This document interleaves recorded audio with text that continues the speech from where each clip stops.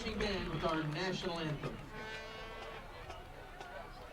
In the month of October, there is so much at stake. The league season gets underway tonight for a couple of leagues, while for the series of leagues situated in the east part of the county, that campaign is fast approaching.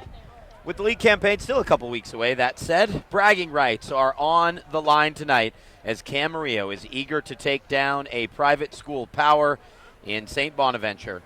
It's the first meeting between these two schools, and it's live on the BCS Preps Game of the Week presented by AAA Travel as the St. Bonaventure Seraphs take on the Camarillo Scorpions. Danny Page and the Deuce Dairy Eats live from Carl Thompson Fields at Camarillo High School, high atop the venue, Deuce, overlooking the 101 freeway and the fields that lie beyond it. Always a great scene for Friday night football. It really is. You used to seeing all those cars, lights from the Canal Grade come down the 101. It's almost like Christmas.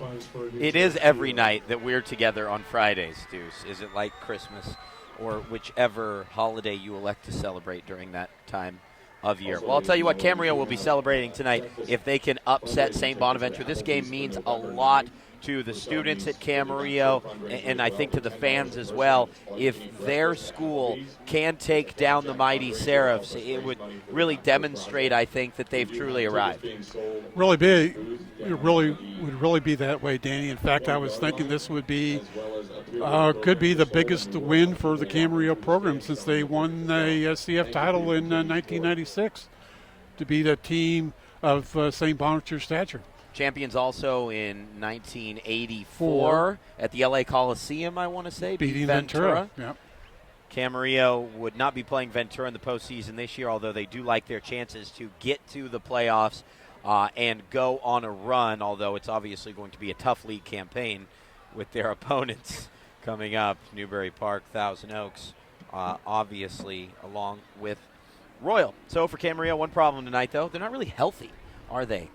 You know, a couple nagging injuries and a couple of serious injuries as well. I think the player we're all going to miss tonight, the neutrals and the viewers, obviously, is Frankie Tostado. Yeah, he's just a great target for him. You know, last year he caught over 1,000 yards in receiving yards. Also missing Kobe Stevens, very good receivers. And, last time we saw Camarillo, they were without the running back, Isaiah Otis, and we were able to see Casey Bash come through for him. So this is going to be interesting to see how Camarillo maybe changes some of the things that they do to compensate for the injuries. Yeah, I think that Camarillo, as they have emerged over the years, have gone from having just a Jake Mulhart and just an Aussie Talk to having a series of weapons. Right now they have a whole stable of wide receivers and running backs, and I think that they're no longer a one or two trick pony. Well, it's going to be interesting to see whether they kind of go back to some of the things they did last year, where they kind of threw a lot of passes to the back and into the backfield and let him see what he can get. Or do they go back to what they have been doing and throwing a lot of deep, passes, a vertical passing game with Muscarella and some of those other guys. Obviously, the player that's going to have to carry Camarillo tonight is Jake Constantine, and he's going against a gentleman that's quite highly touted in his own right, isn't he, in St. Bonaventure star Ricky Town. It's a fun matchup between these two quarterbacks tonight. Both number 8. Both number 8 as well. I think kind of a Steve Young type of a number. They can, but they don't really. Well, Constantine plays like Steve Young. Ricky Town does not. Talk to me about Ricky and what you've seen from him this season. Obviously, we haven't done a St. Bonnie game yet, but how you followed along with the Seraphs on the year. He's had a couple of really good games against real good talent. St. Bonaventure's 3-3, and they could very easily be 5-1. They lost a 2-point game to Helix, which was ranked in the top 20 when they played them.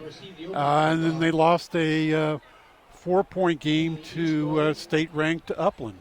So this team could be 5-1. Yeah, 3-3 is not necessarily indicative of how good they are, I think. And we were in a similar position last year when they would play games like this, thus last year, they put together some pretty considerable wins after that loss to Westlake. Do you think this St. Bonaventure team is really looking to come out and make a big statement tonight, now taking on their first local opponent of the season? Well, sure. They definitely want to get ready for the league and kind of because it's going to be a tough league for them. Westlake and Oaks Christian and Moore Park, it's going to be tough. So they kind of need to get things going.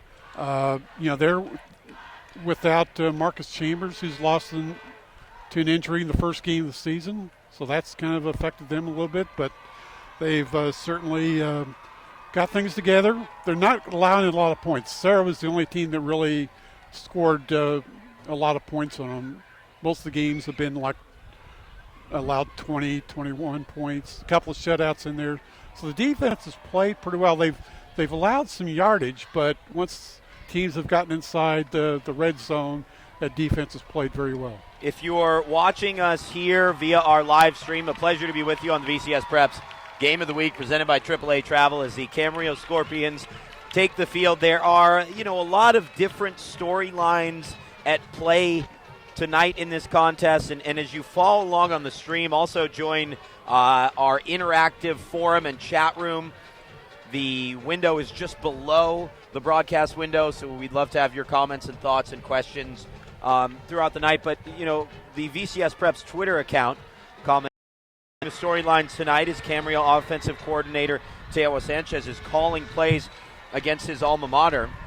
Funny enough that Ricky Town, with just 8 yards passing tonight, will pass Teo Sanchez for the most career yards at St. Bonaventure. You can smell the irony. Yes, that would be something they've done in his first pass. I don't think they'll stop the game and give him the game ball. No, I don't think so. Not at Camarillo. I don't think that's going to happen here at Camarillo High School, Derry. I'm excited to see how Ricky has emerged at the quarterback position when under pressure, because we know that was something he struggled with last year, and I want to see more from him in that regard. When he's pressured, he needs to deliver more accurate throws. He needs to get rid of the ball, get it off to the sideline. Just one little issue he needs to work out in his game as Camarillo gets set to kick away. I think that has still bothered him a little bit this year.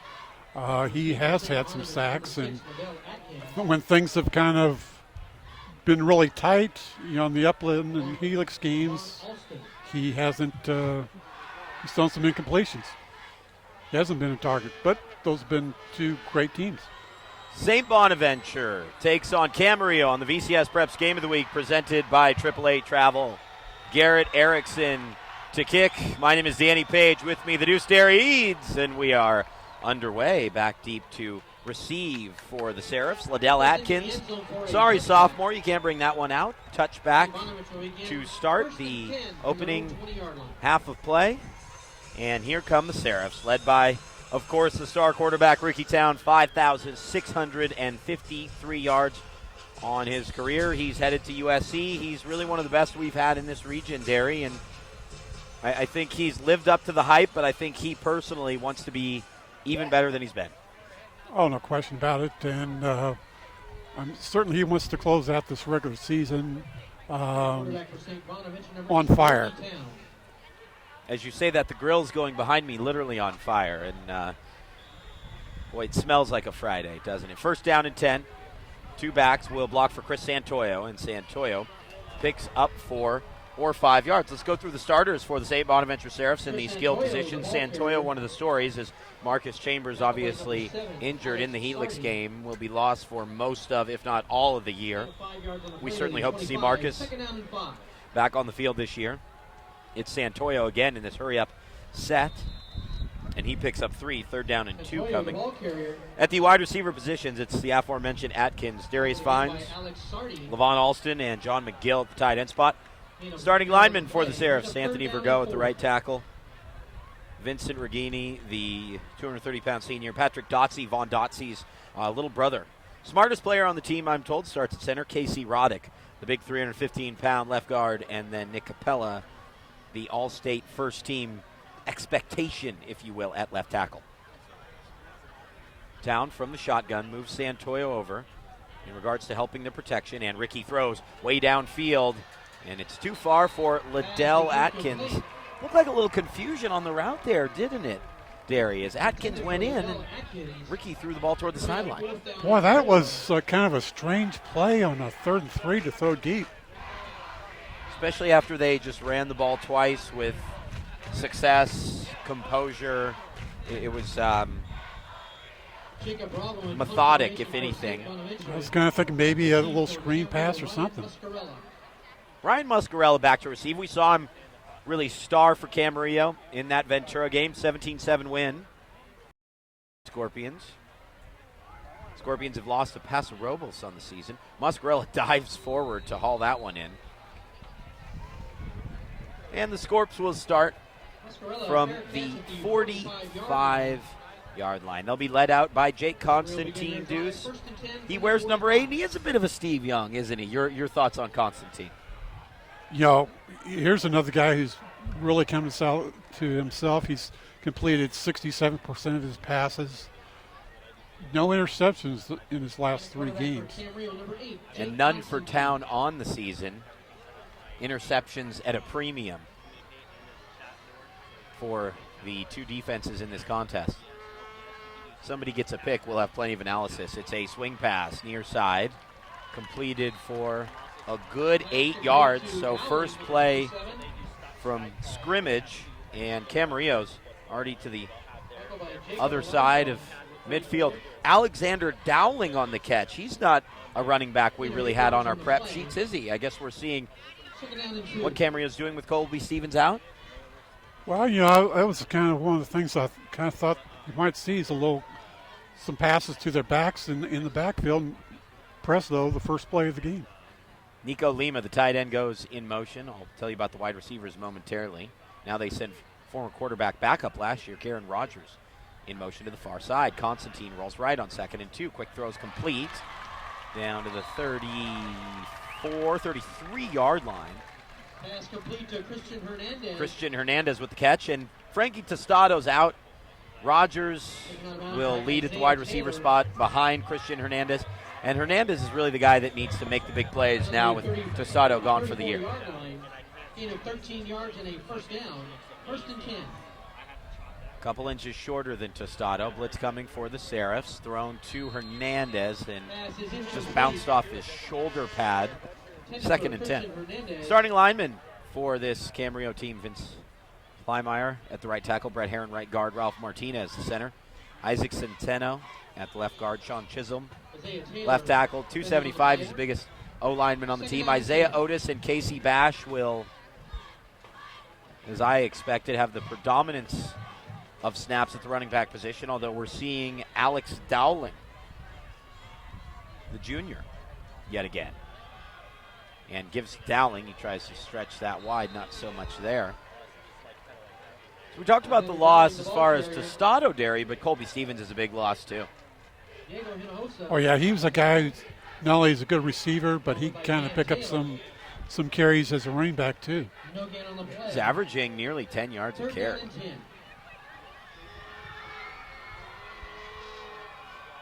3rd and 10, Rogers goes in motion. Hyperextended elbow, mind you, for Stevens.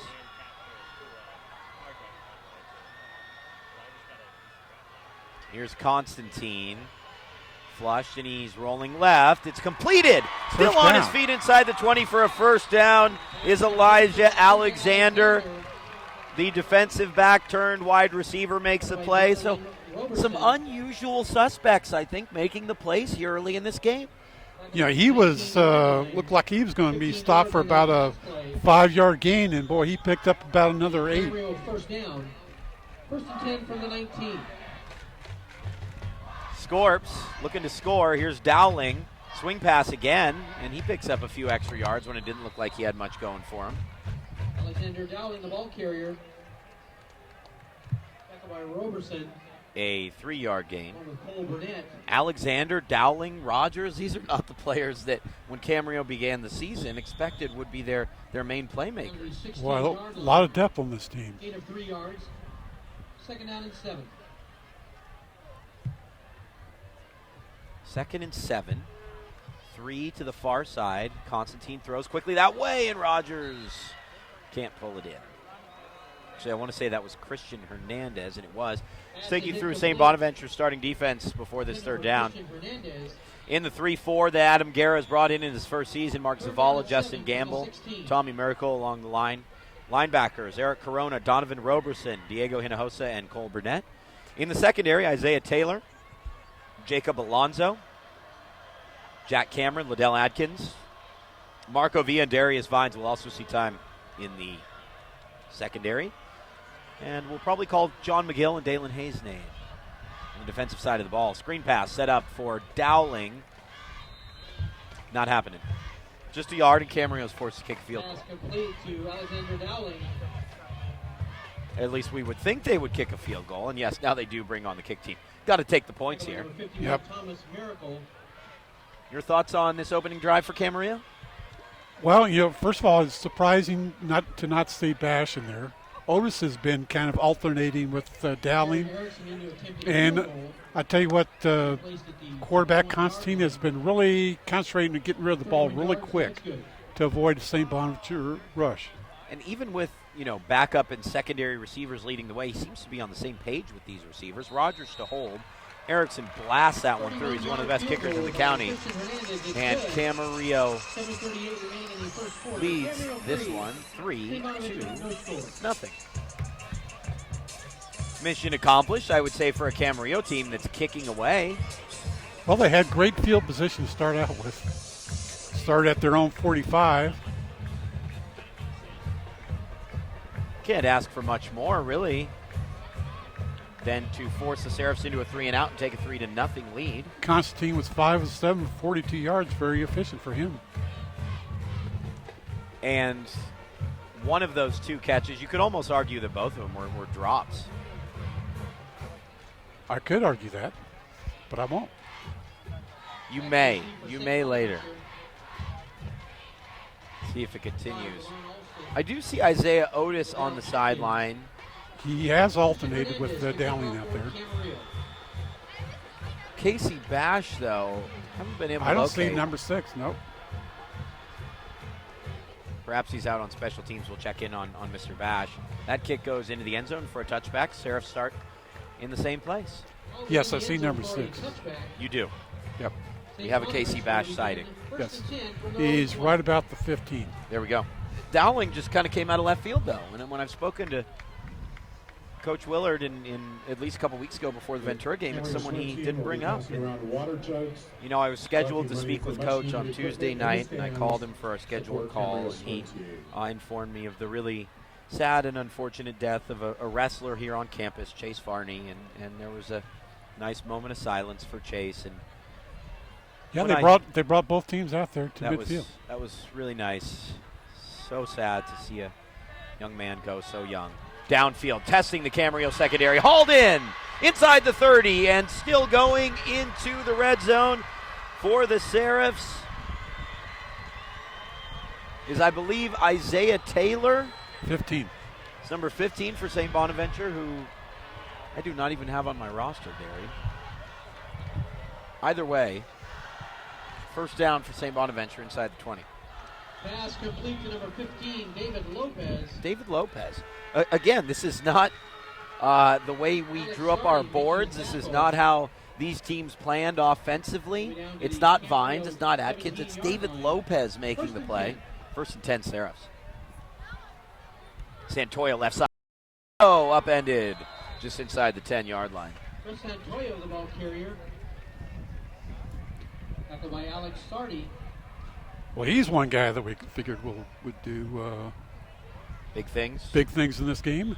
He had those 2 fumbles in the frustrating loss to Upland. He's really gotten his confidence back, according to his head coach. After a few positive runs, figure Santoyo might get it again. 549 yards on the year.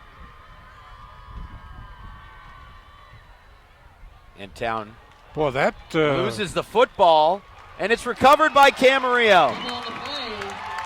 Miscommunication on the handoff. 1st and 10 for the Scorpions. And the first turnover of the game and first big play goes Camarillo's way. Boy, those just things you just don't expect a St. Bonaventure team to make. I mean, that wasn't a forced fumble. That was just a total miscommunication, like you say, between the handoff between the quarterback and Santoya.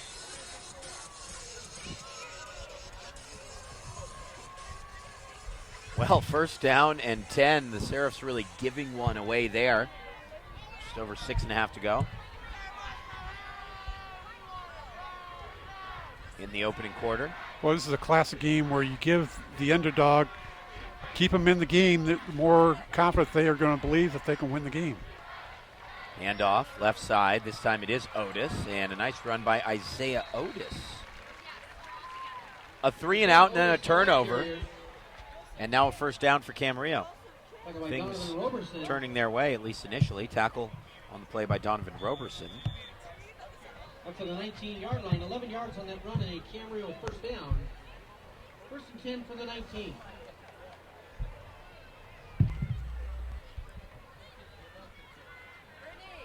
Four wide. Fake the handoff. Give it to Alexander on a screen pass. 2-yard loss for Elijah Alexander. Constantine always looking to make the big play, isn't he? Not that that was really an example of it, but he's a kid that always looking downfield. Yep. Maybe not the first to always slide when he needs to, and he's been slightly criticized by his coaches for taking a bit too much contact. Bash. Yeah, thank you. Bash sighting. Inside toss to Casey, picks up 5. 22 carries on the year for Casey Bash. That was a reception for the 5'10", 165-pound junior. Coming into the season, the Scorpions really wanted to spread the passing game around to their different running backs. It wasn't going to be like we've seen in the past. As you know, I brought up a name like a Kataki or an Aussie Talk. And now going downfield is Constantine, just through the hands of Christian Hernandez. Nice coverage down the field from Isaiah Taylor. And Hernandez looked like he had one paw on it, but just couldn't pull it in. Very nicely thrown ball by Constantine. Fourth down and 7. Just about every pass he's thrown has been on point. Yep. St. Bonaventure return man, Liddell Atkins, is at the 38-yard line. Erickson blasts that. It's actually Alston, and Alston fumbles it now. I think he might have fallen on the ball as soon as it popped through his paws. And no harm, no foul. First and 10 from the 35. Boy, a few jitters by St. Bonaventure. First and 10 from the 35. Brand new head coach Adam Guerra. He went to Loyola High School. He's been a successful high school coach for the last half dozen years. He and I started at USC and graduated from USC at the same time. And while I was off broadcasting the USC games as a student, he was off coaching high school football already as a 20-year-old kid. Born to be a coach. About a yard short. Second and 1. You really get a jump on things, don't you, when you graduate as a player and then go straight into coaching. It's an interesting tale. Well, you know, Tony Henney did that a little bit, you know, when he was at Cal Poly. At Cal Poly. And we see where these two young men are now. They've certainly found their calling. Here's Santoyo. Santoyo 40 and taken down in Camarillo territory. He might break that one. Again, the ball carrier. Barely hauled down. And another nice gain for St. Bonaventure. Ryan Muscarella with the tackle. On the Camarillo 37-yard line. Seraphs will have Darius Vines near side. 6 foot, 180-pound junior wideout. Christian Hernandez on him. And the gives to Santoyo again. Santoyo doesn't get too far. Tackled by Bryce Arnold. All league, all county last year, Derry. 64 tackles on the year. He's a big-time linebacker. He really is. He's had some really big gains for him already this year. He's a guy that you would think they've got to look at him as a possible first team All-League, first year in their Kenyon League or the Coastal League. Kenyon? Yep. You have that correct. Stretching wide right, Santoyo. Penalty flag down. It's right where they normally call holding. There is a penalty marker down.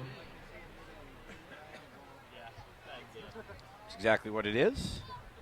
Guessing Camarillo will take the penalty. Talk to me about Jack Willard. You've covered Jack over the years, and he now is the head coach at Camarillo after a stint at Newbury Park, came back to the school he attended. Now he's the leading man. You know, a lot of people remember him as a great softball coach at Camarillo, but he was a defensive coordinator here and went to be a head coach at Channel Islands High School. Then came back to Camarillo. Then went to Newbury Park and was a defensive coordinator there before coming back here a year before Dennis Reed Miller retired, and then became the head coach here. Very good. I think he's still the defensive coordinator for the Camarillo Scorpions. Yeah, coach seems to be really – it seems that he's been able to take a step back, and you are correct, he does hold that role.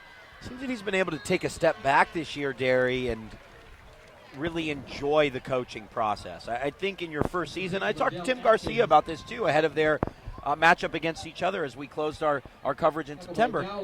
I think that for a coach in your first year, a head coach, there's so much pressure, so much added responsibility that he's been able to relax a little bit in this second season. Yeah, you kind of, especially that first year, you want to get everybody assigned, doing their thing. Thrown way downfield and way ahead of the receiver. Pass is incomplete. Having a little bit of trouble with that mic there on your end. There we go. Anthony Placencia, he's just kicking back tonight, too. Always doing his thing. Integral part of this broadcast, as are you, Deuce. Well, you're the man, Danny Page. Thank you. Compliments are already flying, and we're still in the first quarter. Next to Anthony Placencia, you're the man. Muscarella set to receive. Jacob Bravo punting for Fair St. catch Bonaventure. called for, as Bravo's kick is down inside the 20-yard line. Just want to take you through the other matchups going on tonight. Agora visiting Moore Park. The Musketeers scored on their opening play, and now they lead 14-0 still in the first quarter. Buena looks to end their losing skid as they visit Dos Pueblos. 5-1 Ventura heads up to SB to take on Santa Barbara High School. St. Bonnie is obviously here at Camarillo. Rio Mesa visits Oxnard in a key PVL game. Pacifica off to Channel Islands as they look to stay unbeaten. Speaking of unbeaten, Oaks Christian at TO. That's a great game. Battle of Simi Valley, Royal at Simi, Paraclete Westlake, Nordoff Sierra Canyon, Grace Brethren Santa Clara. Carry on first down for a couple yards. Malibu Santa Paula, Santa Maria Wyoming Day, Oak Park. What catches your eye in these matchups, Mr. Deuce? I like that Rio Mesa Oxnard game. You know, Rio Mesa's kind of struggled the first couple of games with a new head coach, and boy, they've come out and really played well in the last 3 weeks. Cameron Routh, the quarterback, is throwing a little bit more than we've seen the Rio Mesa teams in the past few years. Second down and 10. Quick throw near side. That's complete for Camarillo. Hernandez is shoved out of bounds at the 27. 3rd and 2. We'll call it 3rd and 3, I want to say. What am I looking at? It's 3rd and 5. Raymond Caldera scored an 11-yard touchdown to give Oxnard a 7-0 lead over Rio Mesa. I was following the spot of the official on the far side, and I saw that too. Okay, he started 2 yards short of the sticks and then just sort of meandered back to the 25. I'm sure the Camarillo fans that were tuning in were thinking, okay, 3rd and 2. No, not so fast.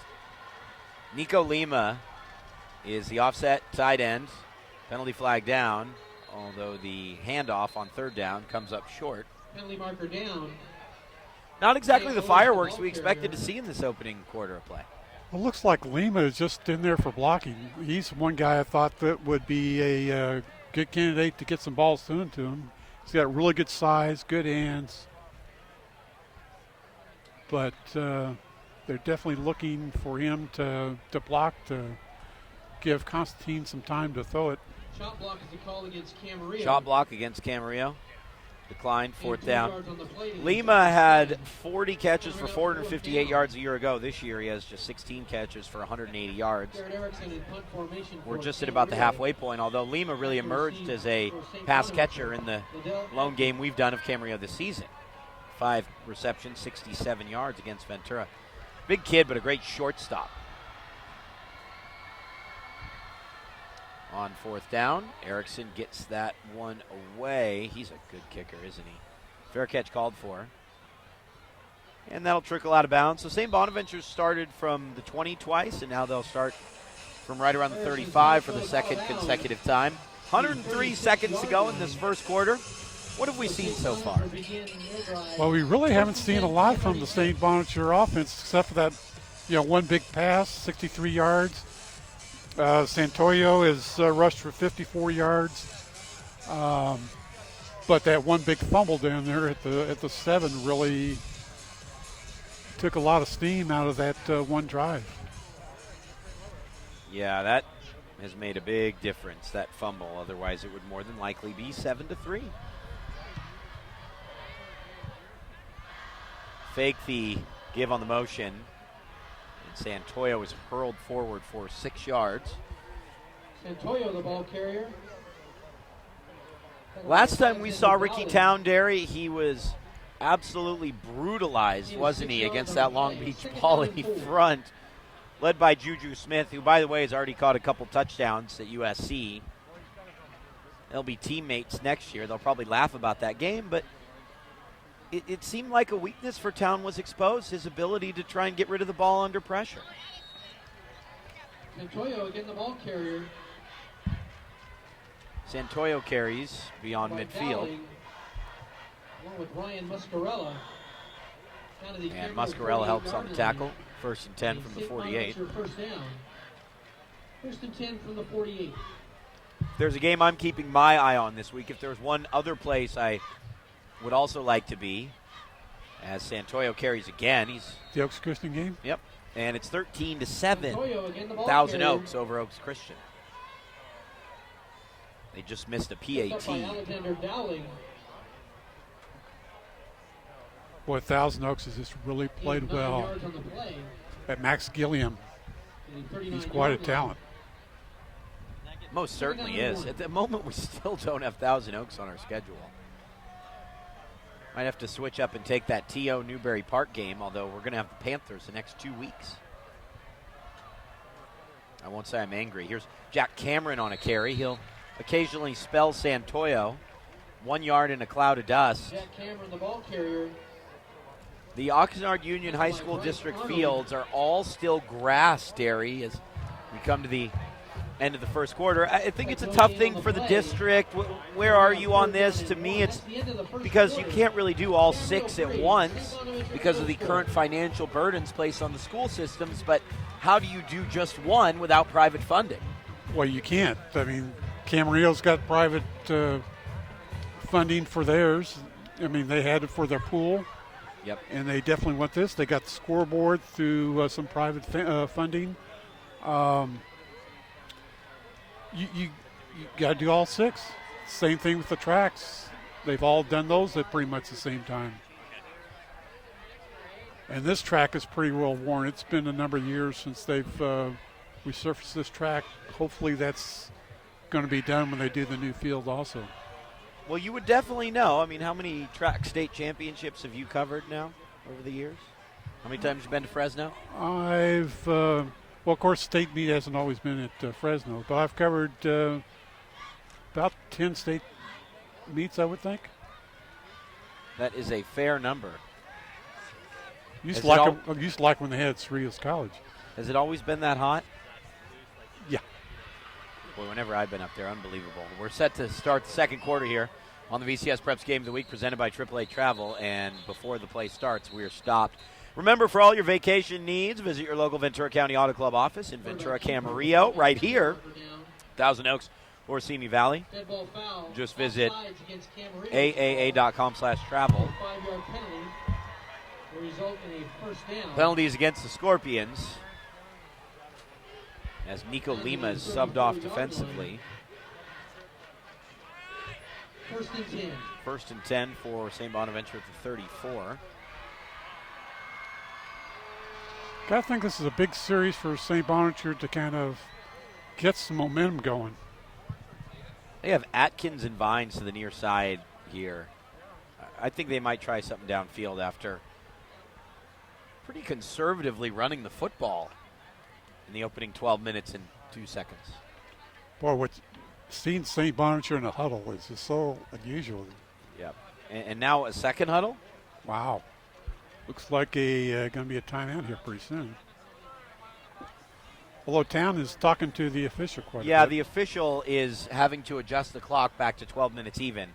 There was never a play run, so there was no need to take 2 seconds off. Because the officials do not have direct contact with the press box, they have to go to the coaches on the home staff that are in communication with their coaches upstairs, and they make the proper changes. And now, as you see in the bottom right of your corner, thanks to our brilliant crew, there are exactly 12 minutes to go in the second quarter. Well done. John McGill, the tight end, in motion. They'll run toward McGill, and he's busted up. Sniffed that one out. Cody Kaufman, 25th tackle of the year. The 6'1", 230-pound senior has really blossomed, according to his head coach. Kaufman, the team leader in sacks with 3. I know that just goes down as a tackle for loss, but might as well call that a sack. That was a big hit. Of course, you've got to have it with the quarterback range for it to be a sack. I understand. I'm just saying, here's a sack. No, it looks like Ricky Town gets beyond the line of scrimmage. Great coverage downfield from Camarillo, and as Ricky was pressured, he just decided to avoid the sack. Tackled by Bronson Smith, number 59. Pick up a couple yards. Tackle on the play by Bronson Smith, number 59. Public address announcer calling that one out in our favor. Mark Cardella. His father filled in for his father about a dozen years ago. Ben, who was the PA announcer from 1972 until 2001. Cardella has been calling games on the mic here for 42 years now. 1 yard on that play. Well, they had the clock stopped for quite a bit. 3rd and 13. Between the plays here, I wonder what was going on. That was odd. Try to get our head around that. 3rd and 13 now. Camarillo bringing the near side blitz. 6 coming. Town downfield, and he overthrows it. That's what I'm talking about, Derry, how he deals with pressure and how he gets rid of the football properly. Well, on that play, I'm surprised. It looked like the receiver stopped instead of continuing on his route. It's unusual to see a receiver just stop right on the field. Either cut to the sideline or you keep on going straight. Doesn't seem to have the fluidity, does it? So, boss, how are you? We have a guest here stopping by, the one and only Tyler Ebel. Always good to see Tyler. T2. What's his name? It is Tyler Jr. Well, congratulations. Always good to see a familiar face, one of the great running backs. Great guy, too. Derry covered him many years ago. Many years ago, this guy was unbelievable. He was something special. And then he went to my alma mater, Texas El Paso. Right. Oh, man, Tyler Ebel. Those were fun years, weren't they? They really were. I'm sure you and I were both up in Arroyo Grande for the, 42-14 CIF championship win? No, I was not. I was in the hospital. Really? Yes. I was having surgery. During the football season? Were you okay, man? It was an emergency. Okay. Only an emergency would you miss football games. Yep. Well, you were certainly there in spirit. I was. I felt the deuce in the building. Quite a night. Tyler Ebel, great star. You know, I enjoy this position we have atop the Camarillo press box, right by both entrances. Everybody stops by, says hello. It's kind of a social thing. And now there's further issues, I think, with this clock as they're communicating sideline again. 39 to play in the second quarter. It's been a strange second period to start. Looks like they're ready to go here. I'm ready to go. You're always ready. Two wide receivers to this near side for the Scorpions. Penalty flag down. Otis on the carry. There's a second flag. That is what you call a team tackle. There's about 7 players forced to bring him down. Let's check in on the penalty flag. Jacob Alonso will be credited with the tackle.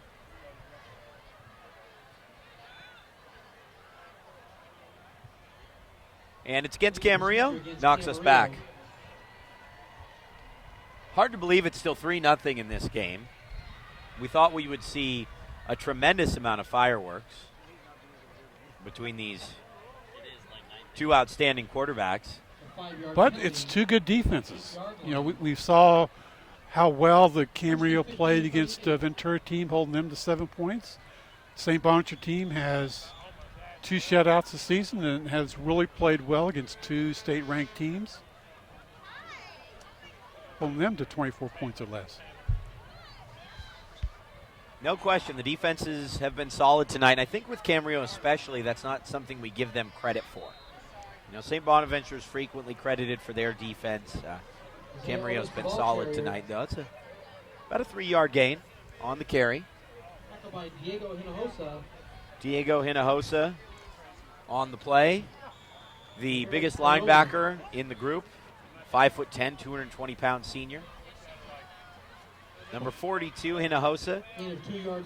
Coach Garrett said, always keep your eye on him. He's kind of the jokester. He's the funny man on the team. Always wearing different socks that get a rise out of the crew. And that is intended for Lima, but way out in front of Nico Lima. Pass is incomplete. Has yet to catch a pass tonight. 3rd and 13. That may be only about the second time he's really kind of gone after a pass. I mean, they've been kind of keeping him close to protecting Constantine. Well, one interesting thing about that Coach Willard told me is that scouts have communicated to him, or at least to the powers that be in Camarillo football, that Lima needs to improve as a blocker to get a D1 scholarship, and maybe that's what they're doing, is trying to help him out. Now Constantine pulls it down, looks to run, and Jake he knocks down St. runs right into a would-be tackler. There are flags on the 30 and 20. I think he was short of the first down. That's when his head coach wants him to slide. Jake says no thanks. Yeah, there's some low fives there. It was a big hit, but if you're his head coach, look at Jack Willard. He's got his hands on his hips. He's saying, young man, you need to slide. Yep. But the competitor in Mr. Constantine says, hey, I want to get that first down. He is just an outstanding competitor. The legal block in the back declined. Dead ball.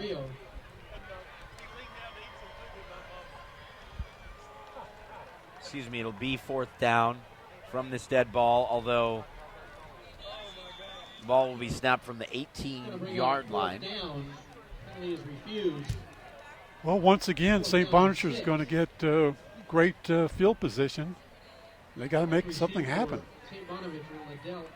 Liddell Atkins is back to receive, and he's inches to the opposite side of midfield. Seraph should have great field position, even with a nice kick from Erickson. Atkins lets it bounce. And Camarillo will ultimately down the football. Same spot they've been at, though, 35, 36-yard line. St. Bonnie will begin from there. It's been a less than eventful contest for the St. Bonaventure offense. Well, they've gained some yards, but they just can't their drives are stalled. Get a couple first downs, and then they've got a punt. That one big drive inside the Camarillo red zone where they fumbled at the Camarillo 7 after that 63-yard pass. That really slowed things down for them. Here's a quick toss, near side completed. Up 3 yards for Darius Vines, his first grab of the night, Mr. Vines. Team leader in receiving touchdowns with 6. But this is supposed to be a dynamic, fast-moving, precise offense, and we just haven't seen that this evening. Second down and 7. Now, especially in the passing game, they're just kind of waiting to throw. I mean, they not finding things. Give credit to Camarillo defense. They are definitely taking things away. As we saw in the Ventura game, Tyler Smith had gone in there with a 70% completion percentage and really struggled to go 50%. Give to Santoyo on second down, and he gets the first down. You know, reflecting on that 17-7 win and seeing Tyler Smith last week, it's safe to say that Tyler Smith's worst 2 career performances came against Camarillo, that they really have his number. Well, the first one was like his first varsity start. Nonetheless.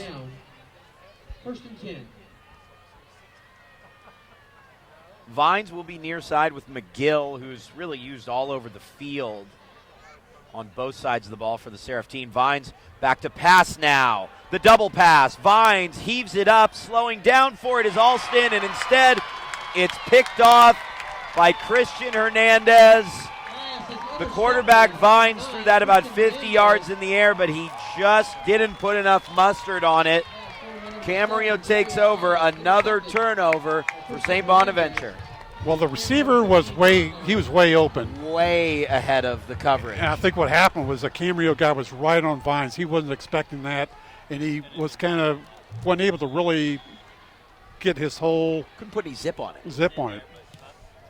Just had to kind of throw it up in the air and hope for the best. That was all arm. He wasn't able to use his legs and body to go forward. To be honest, in a 3-0 game with 8 minutes to go in the second quarter, it's not the worst thing that could happen to pin your opponent back at the 15-yard line. Now, unfortunately for St. Bonaventure, Adkins was wide open.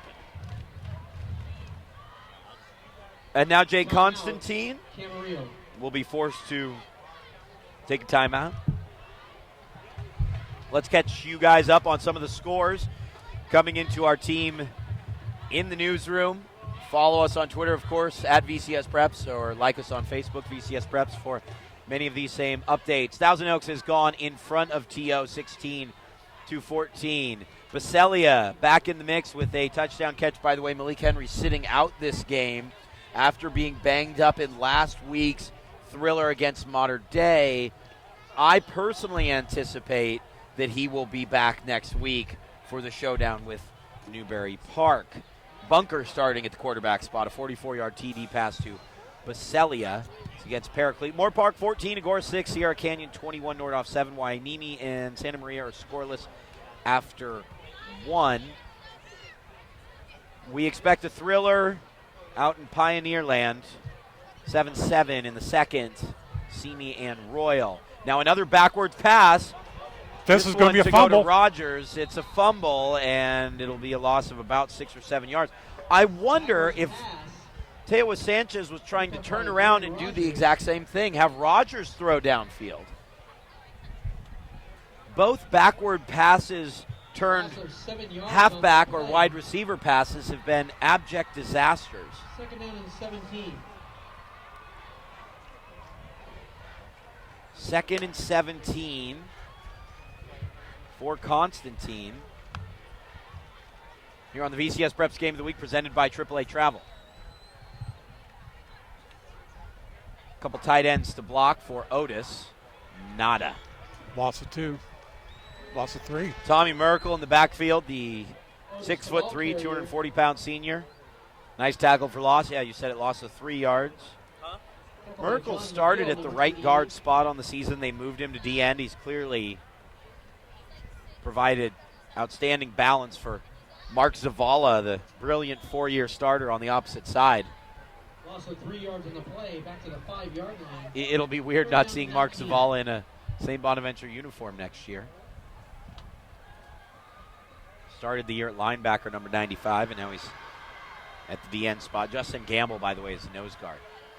What does Camarillo do on 3rd down and 20? 3 wide receivers to that far side. Constantine flush. He does complete the pass to Nico Lima. And Lima still going beyond the 20, carrying the pile. He may have gotten the first down. What a play from Nico Lima, first down or not. He does get it. He carried a series of St. Bonaventure would-be tacklers for a big first down. Wow. One of the more impressive plays you'll see on the season. After the 26-yard line and a Camarillo first Well, down. we were just kind of waiting for him to get in the pass route. What a play from Lima. 21 yards on that play. Quite a big First target. and 10. Boy, he just carried guys for about 7 yards.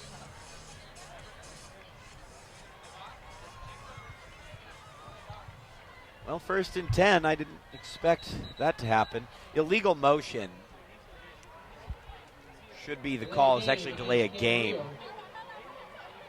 against the Scorps. Either way, it's a 5-yard penalty before the snap as we near the halfway point of the second quarter.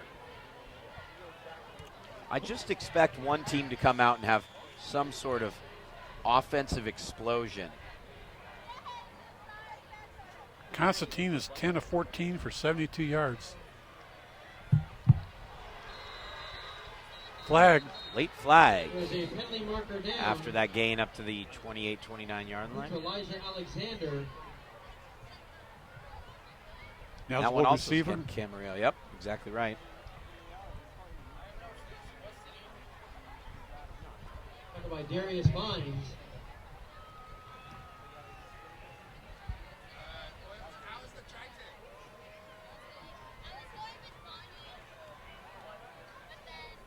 Ineligible man downfield.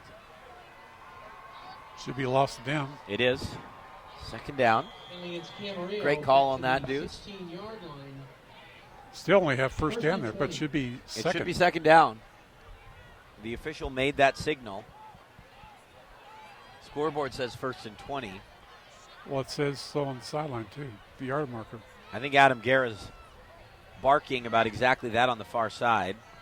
Constantine rolling out, flushed, heaves it downfield. Anybody's ball, and it's Lima's. Pass No, incomplete. Had it knocked No, away. incomplete. There was a whole mess of serifs there.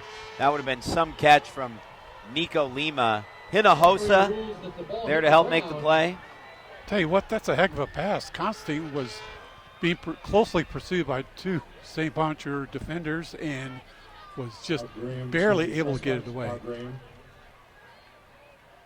Adam Garrett just went to check to see what the down marker said because he knows it should be 3rd down. It's still only 2nd down. Either way, 2nd down and 20. it surely should have been changed. It's kind of a dangerous throw from Constantine, wasn't it? Just trying to do It too really much. was. There's about 3 guys right there. Screen set up to Otis. Pass complete to It's Otis. his 14th catch of the year. Right at about 100 yards receiving on the season, but Eric Corona really on the nothing tackle. on that play. Long 3rd down coming up yet again for Camarillo. Well, nothing big. It's all the completions are So 5, down the 6 play. yards. 3rd down and 20. Except for that one big throw. Constantine flushed again, and he just makes the right play, throws that out of bounds. Pass is incomplete. And it was good there was a wide receiver in the vicinity, Derry, because he actually was in the end zone when he threw the football. I mean, potentially, if it had been called grounding, which I think he was 1 out of the pocket, and 2, And a safety, there was a yeah. player there. It could have been a Pass safety Casey potentially. Dash. Brings up 4th down and 20. Seraph's looking in great field position again. Jared Erickson, Although the their back for best Camarillo. field position has still been that 35 or 36-yard line, right in that Dale neighborhood. Atkins. Well, Camarillo's like it's 20, 20, or 15. It seems like they're High all the way snap, back. Atkins takes it in at, sorry about that, Deuce, takes it in at the 45. At the 45-yard line. Yeah, both teams really have not had the ball in the best positions and haven't moved it very well either. Boy, the last possessions for Camarillo have been it's 7, it's 20, it's 14, and it's 15. Both teams have only significantly moved the football on their opening drive. Camarillo getting a field goal, and the Seraphs fumbling inside the 10. And that drive where Camarillo got a field goal, it started at its 45.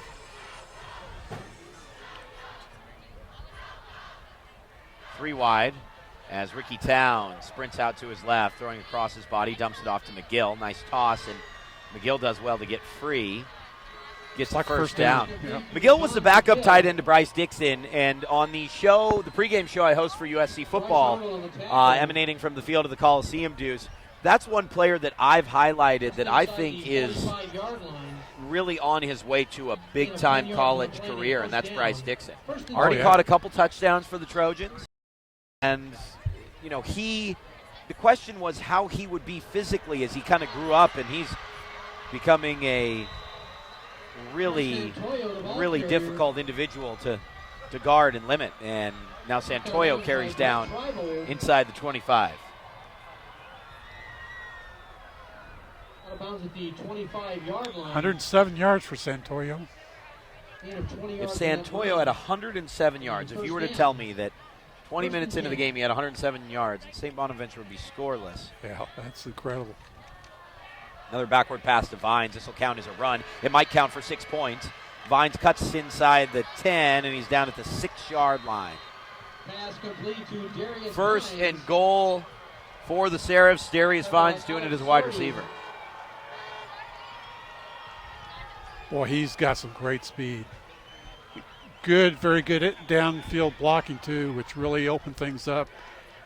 He had his choice of whether to go left or right once he got down about 5 yards past the line of scrimmage. St. Bonnie's been in this situation before, and they've fumbled the football. Two blocking backs for Santoyo. Santoyo walks his way on into the end zone. Touchdown, Seraphs. 6-3. Santoyo on the board for the 9th time this season, as he's over 100 yards and has the points to back it up. Seraphs lead 6-3, pending the extra point. It's just a matter of time, wasn't it? Boy, you know, that was the really good play to Vines that really kind of set that up. I thought Vines was going to score. As did I. Bravo's kick is up and good. Camarillo's Bonaventure in this game in the opening 20 minutes, Derry, but you know that to be beating the Seraphs at halftime, you're going to need to score more than 3 points. Yeah, I mean, it's going to be tough to beat Camarillo vertically in the passing games. They're just really playing well. The wide receivers coming out, and I think that's kind of why they thought, well, maybe let's kind of get it to somebody in the backfield and get some space and see what he can do. We know what Vines can do, or Levon Alston. Liddell Adkins. Yep. Quite a crew Yeah. in a receiving set. Really, there's so much skill at the wide receiver position for Camarillo, too, but just a lot of key weapons are hurt. To kick off for St. Bonaventure. Bravo to kick away. This is the first kick that Camarillo will receive tonight. They will receive the second half kickoff. It's Ryan Muscarella from the 10, 15, trying to make his way beyond the 20, and does. Penalty flag down. And he'll finally be taken down at 37, but this one's coming back. On the return, there's a penalty marker down. It's down right at the 20. Read to me again Camarillo's starting field position their last few drives, because I think they're going to start back at the 10 again this time. 7, 20, 14, 15. 10. Illegal block in the back against Camarillo on that return.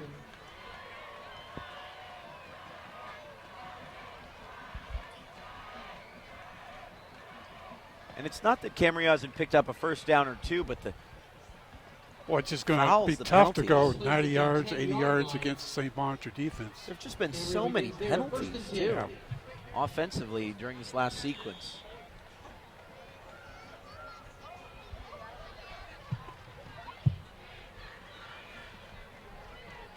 Well, they know the St. Bonaventure's coming.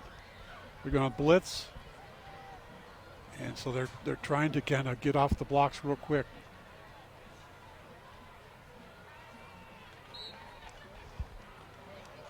Does Camarillo even consider trying to pick up a couple first downs and run this thing out? I mean, the last thing you want to do is give the Seraphs the ball back. I don't think you need to be in a huge rush if you're the Scorpions. Well, but you don't want to give them good field position again either. Raymond Caldera has scored again, a 43-yard TD run. It's 14-3 Oxnard over Rio Mesa. Oaks Christian is back on top of TO, 21-16 now. Well, that freshman quarterback for Oaks Christian, boy, he's going to be a pretty good one, huh? Corral.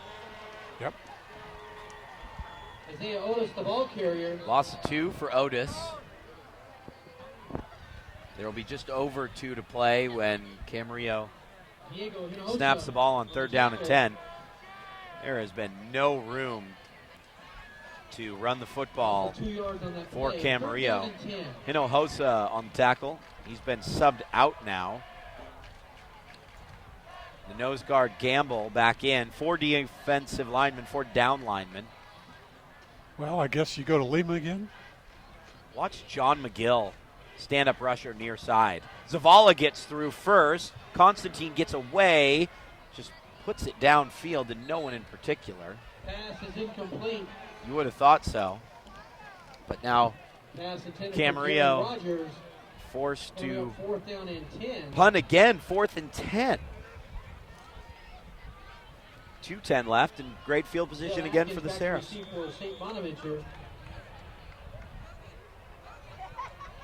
Well, you know, they've only had 3 first downs since that opening drive. And again, the defense has played well. Another high snap to Garrett Erickson. High kick, not as much distance as he might have liked. Atkins takes this on the hop. Oh, what a move. Spins back to the near side and doesn't pick up any yardage on the return. Late penalty flag coming in. It's going to be against the Camarillo player for some late activity. Atkins on the return. Some of the St. Bonaventure players started sprinting off the sideline too, as it looked like there were a couple players getting into it. Luckily things just didn't boil over. You have the tea kettle on, it's just about to start whistling, and you turn the fire off at the right time. Looks like Isaac Centeno of Camarillo was kind of hurt. He came off there and kind of tossed his helmet and went to the ground. And they're kind of bending over and looking at him. Centeno is the starting left guard, hasn't played much in the past coming into this year, but he's been a really breakthrough offensive guard. Penalty goes against St. Bonaventure. Whatever the late play was, Centeno came back really unhappy and then sort of went at the St. Bonnie player and then just ran to the sideline. But for the Seraphs, that is a whole different way of looking at the drive now. I mean, if they could go up 4, that's big-time stuff going into halftime. Instead now, they'll start from the 30 instead of the 45. Still have 1:57 left. That's a lot of time. And all 3 timeouts. Camarillo with 2. That is a lot of time. I mean, this is a team that really can break out some plays in a hurry. John McGill showing an example of it there. He's right at the sticks. Clock continues to run. I wonder if it would be worth a measurement. I think he's short by about half a yard. You are 100% correct. Jonathan Williams along with Ryan Mascarella on the tackle. 3 wideouts near side as Just short of a first Alston down. tries to get the sign Second down from and the 1. sideline. He's the nearest to us in the booth. And now a quick handoff, Santoyo First down. for the first down. Luckily, he was pulled down from behind for Camarillo's sake. Tackled by Bronson Smith. Bronson Smith Gain of on the 6 play. yards and a St. Bonaventure Otherwise, first he down. had a lot of daylight. Ball placed at the First down for the 45-yard Seraphs, line, and first with and 10. 1:13 left, the clock runs again. Again, 3 wide to this side. Again, Lot of Town time. looking this side, and that's complete Liddell Atkins. Liddell Atkins turns it on. Atkins inside the 20, trying to beat Muscarella, and does. Touchdown, Seraphs. Just like that, 13-3. Vines and Atkins electrify, and the by a couple of scores. It's like we say, they're just one play away from scoring with all the great speed they have. And a big thing was that Town had all the time in the world to pick out a receiver. One of the few times he has tonight.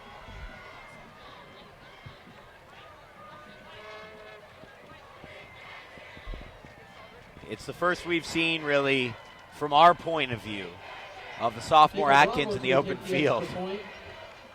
Cut between 2 would-be tacklers and then beat the really outstanding junior Muscarella 56 seconds remaining in the first half. just barely. 18-3 Seraphs. Camarillo 3. Well, that only took 61 seconds. Didn't even seem like that long. It's only because about 30 seconds ran off on the first play. And once again, it was a kind of an underneath throw.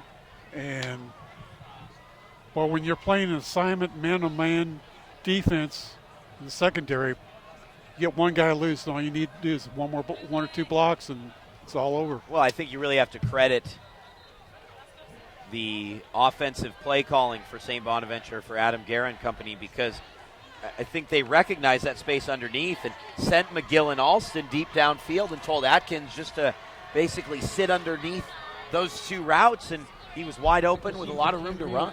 Yep. All you need to do is shake off a defender and find that space.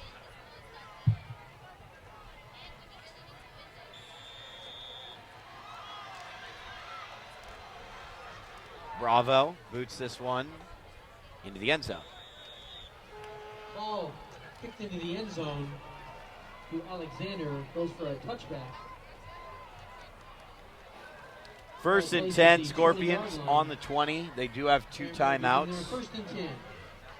They haven't really gone downfield more than a couple times. Might be worth a try.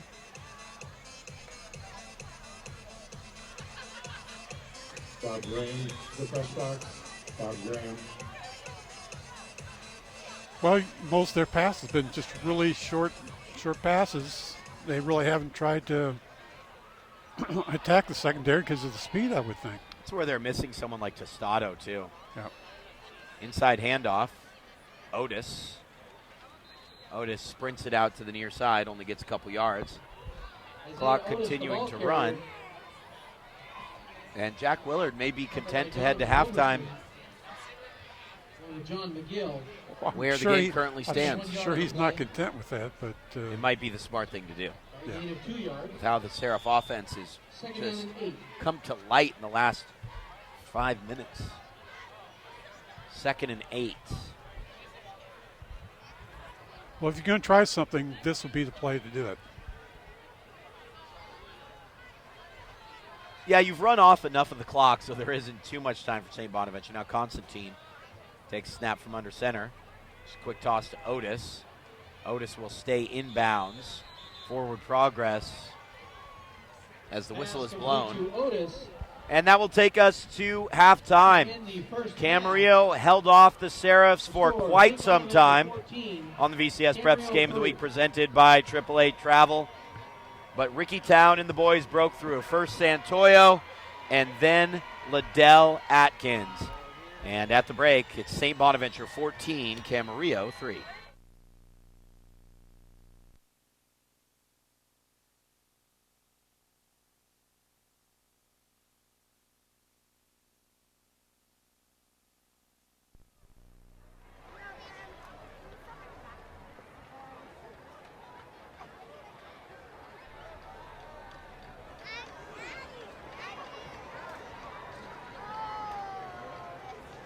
Other scores from around the county: Royal 10, Simi Valley 7, halftime. Elks Christian 21, Thousand Oaks 16 at halftime. Pacifica 18, Channel Islands 0 at halftime.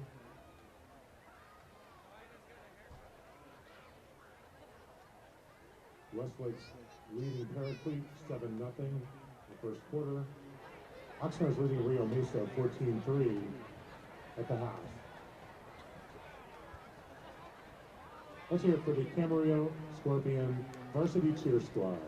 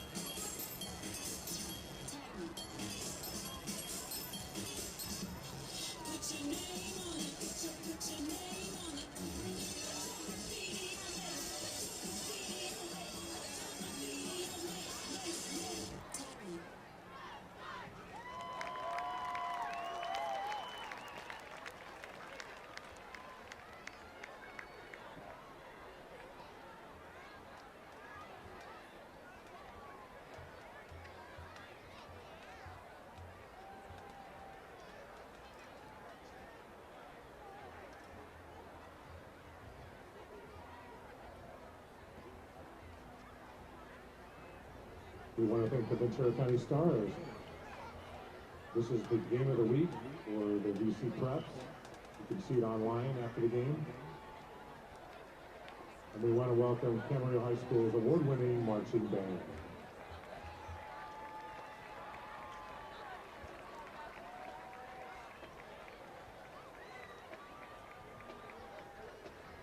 The Adolfo Camarillo High School Music Department is proud to present the award-winning 2014 Camarillo High School Scorpion Marching Band and Color Guard. The band director is Mr. Corey Reynolds, drum major is Mr. David Gacho, and assistant drum major is Mr. Aaron Talabipan. Last year, percussion placed second, the band placed first overall, and the Color Guard took sweepstakes at the Oxnard Field Show at the SCSBOA Championships. The Color Guard placed first in 3A division and fourth in all divisions. This year's show is entitled Water. Tonight's selection will include the vapor, rain, storms, and rivers. Tomorrow, the band will compete at the Royal Classic Field Show. The competition is at Simi Valley High School at 6 p.m.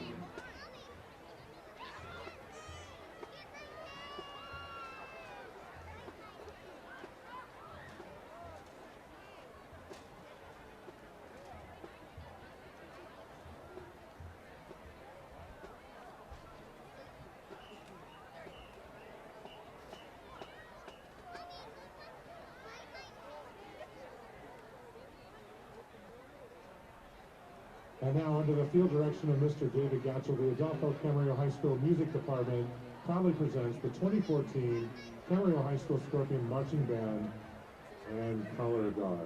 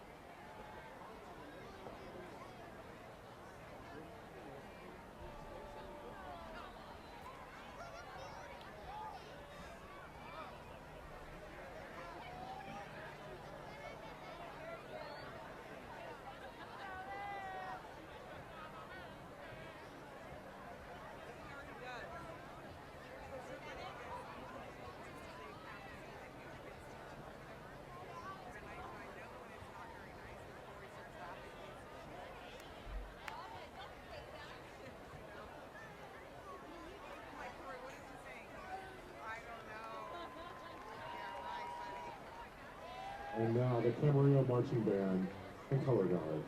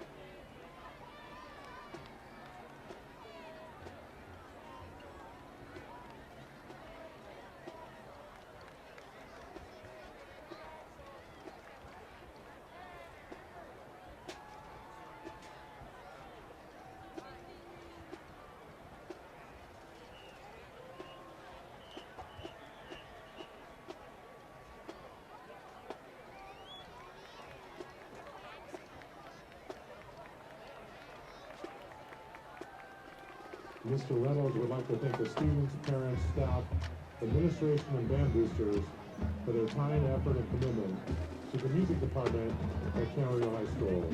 Thank you.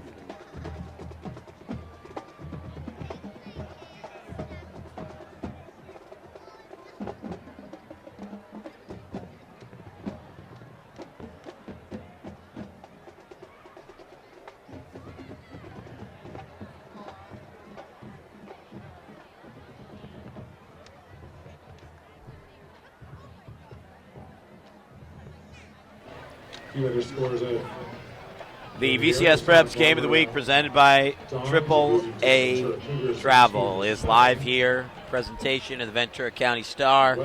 Danny Page and the Deuce Terry Eads with you from Carl Thompson Field at Camarillo High School in Camarillo, California. And Derry, it was a tale of two halves in the first half. There was the first 20 minutes where Camarillo was very much in control, and the final four where it was all about the Seraphs.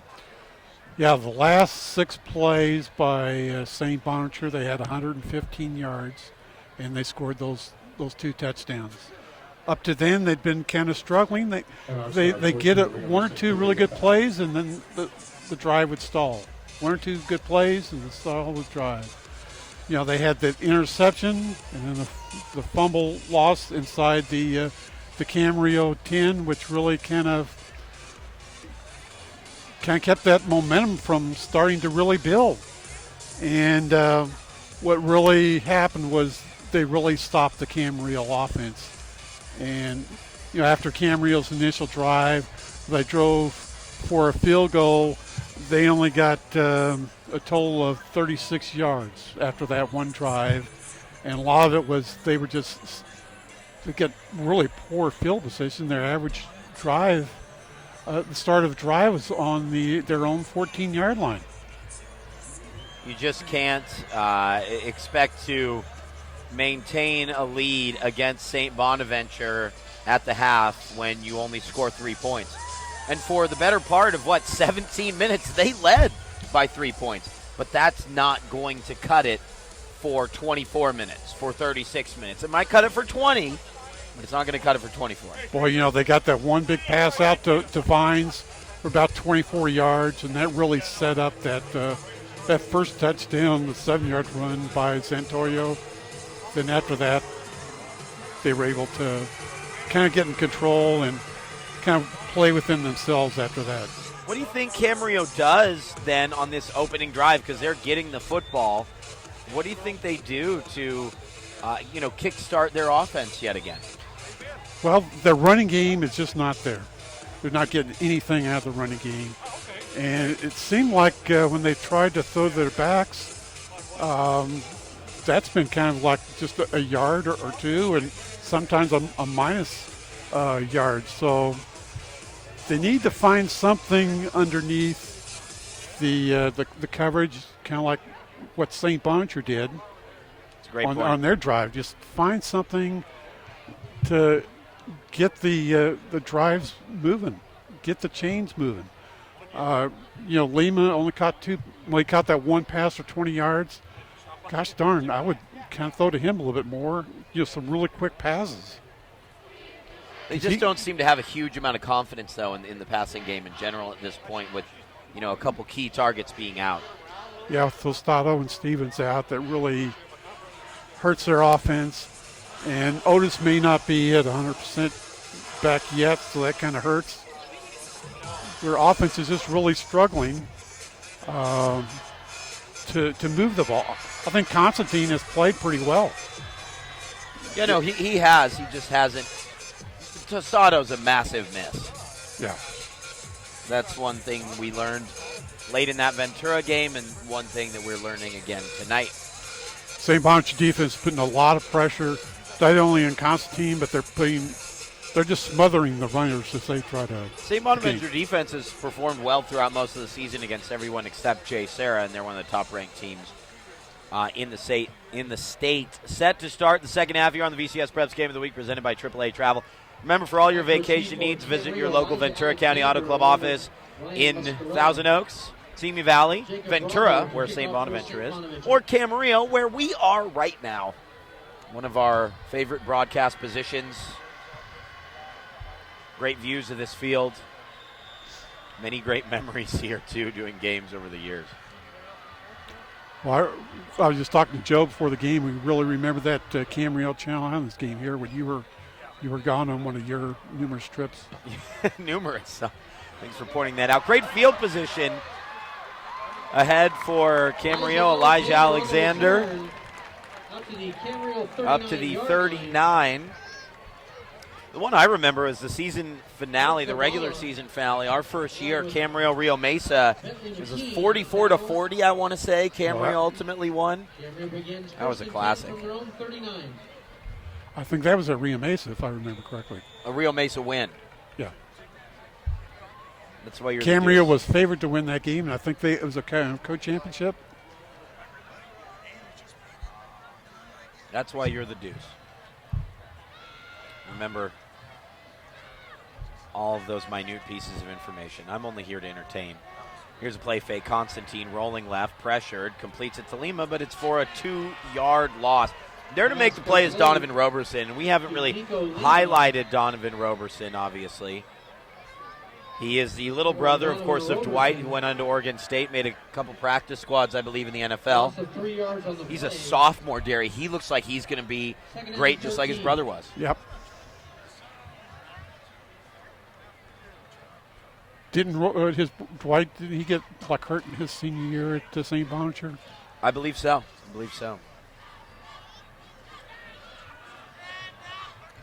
Big defensive play to kickstart things for the St. Bonnie D. And now Constantine pressured, and he's going to go down. Big time sack on the play for St. Bonaventure. It's Cole Burnett, the first-year senior starter. Long third down coming up for Camarillo. Well, we've heard a lot of that tonight. Third and long. Constantine's been able to get rid of the ball quite a bit, but in that case, just couldn't hold off the on-rushing Burnett and company. Constantine completes this to Alexander, gets away from one but not a second. Boy, if he could have just broke, it looked like he could have really gained some big yardage. Just short, though. And the Scorpions will punt again, just 2 minutes into this contest. Remember to follow the Ventura County Star on Twitter at VCS Preps and Facebook.com/VCS Preps. Instagram at VCS Preps. A lot of our photos get in there. You get to get some behind-the-scenes action. Bring you up to speed. Sorry, go ahead, Derek. Only 3 first downs since that first drive for Camarillo. Seraph defense is really impressed since that first drive. Fair catch called for and taken at the 27-yard line. Make sure to join our interactive chat room. Just click the button, I believe it is, right below the video player here on vcstar.com.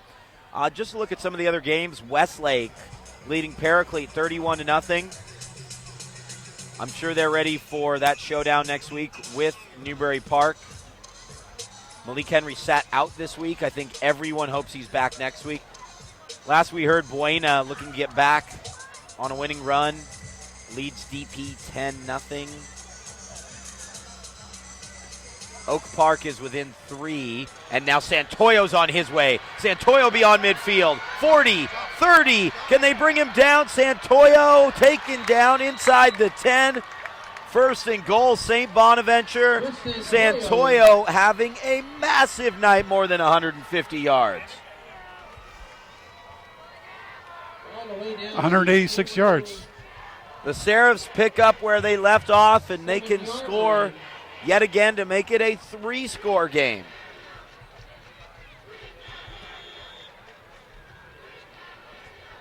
Now the two student bases taunting each other a little bit. Down to the 7-yard line.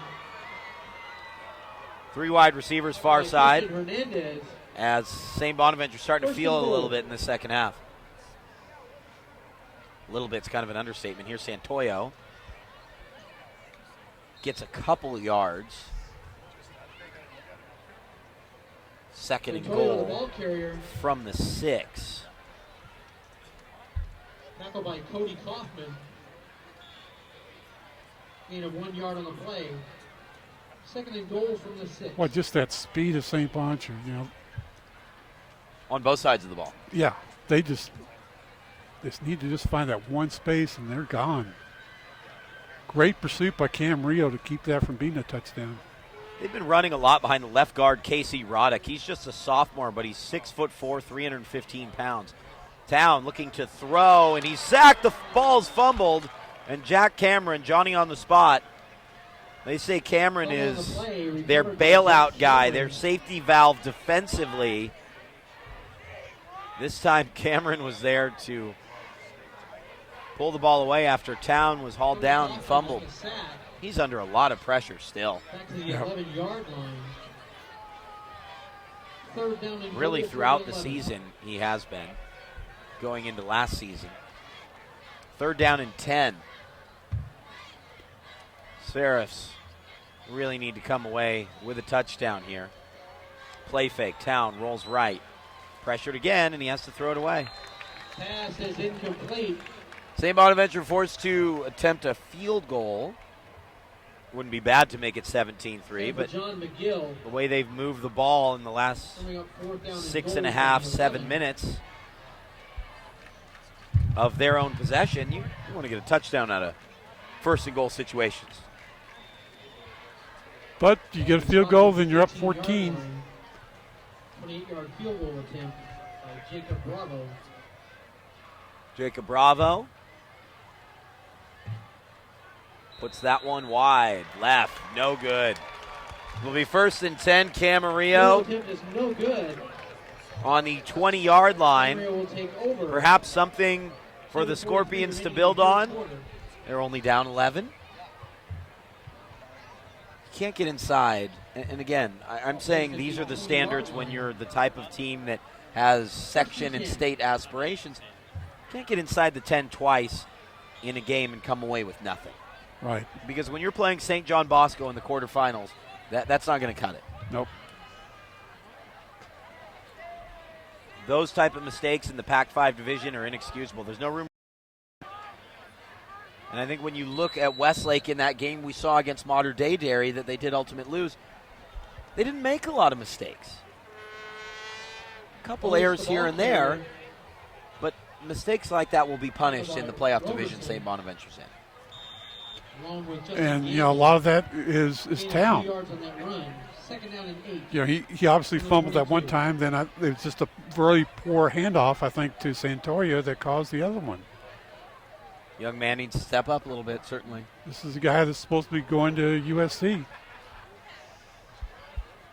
Second and 8.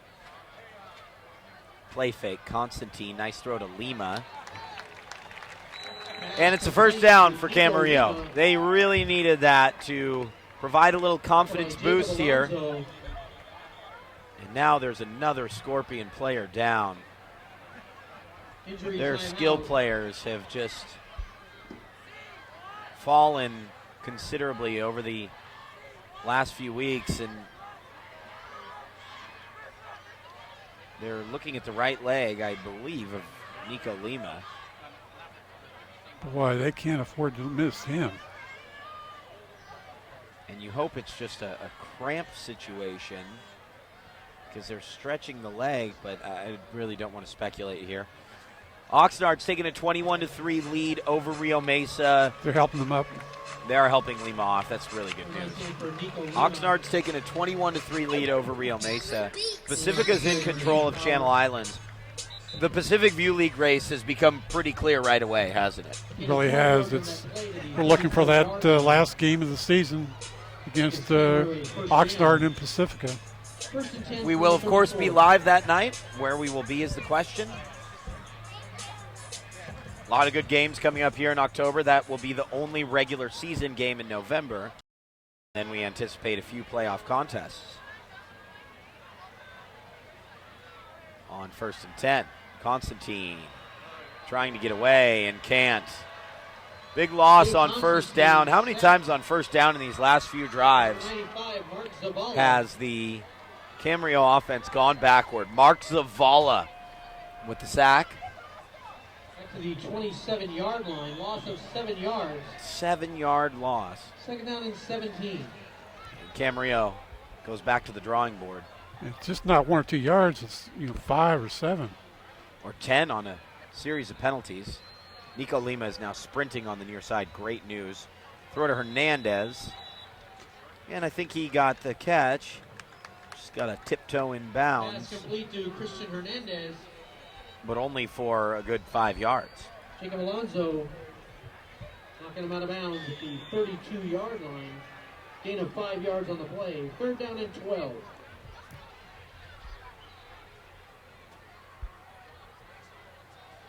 Third and 12. Lima's back in the game, near side slot. Isaiah Otis moves to the other side of Constantine. Changing things up with his offensive lineman. Now Jake slips in the 5-step drop and he's sacked. He did a nice job to step up in the pocket, but he slipped on the thin turf and seems to have fallen in an unkind manner. That slip with his knee seemed a little awkward. And Zavala has his second sack in 3 plays. And now Constantine chatting with his great friend Tostado, trying to jog this one off. Nearly blocked, and Adkins takes it from the 36. Adkins running left side, now picks up a block from Vines. Adkins, a lot of room out to the right side. What a return from Liddell Adkins. Just needs to beat the kicker. Still on his feet inside the 20, 15, 10, 5. Touchdown, St. Bonaventure. What an electrifying return. It's coming back. Penalty flags at the 36-yard line. That doesn't take away the excitement of the return itself from Liddell Adkins. Wow. To think that he won the job over Levon Alston, who had 3 kickoff returns last year, tells you what kind of a talent this man has. Illegal block in the back, but, normally I compile the top 10 plays of the season for us here on VCS Preps. That one's going in anyway. I don't care. That was an unbelievable return. Doesn't get much better from Liddell Adkins. And if I'm not mistaken, it was 3 kickoff returns and 1 punt return for a touchdown, was it not? Yes, it was. Last year from the aforementioned Levon Alston. First and 10.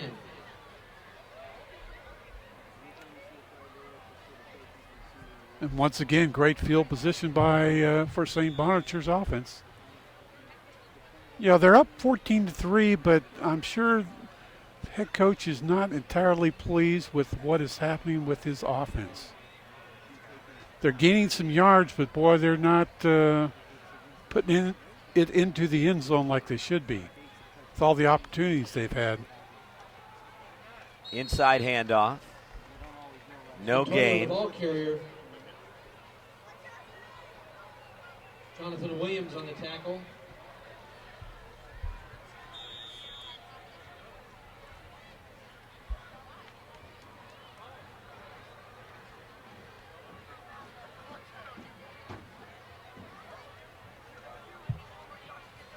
Santoyo left side, outside at the 35 and the 30, and Santoyo's taken down. Did he step out of bounds? Finally goes out at the 10.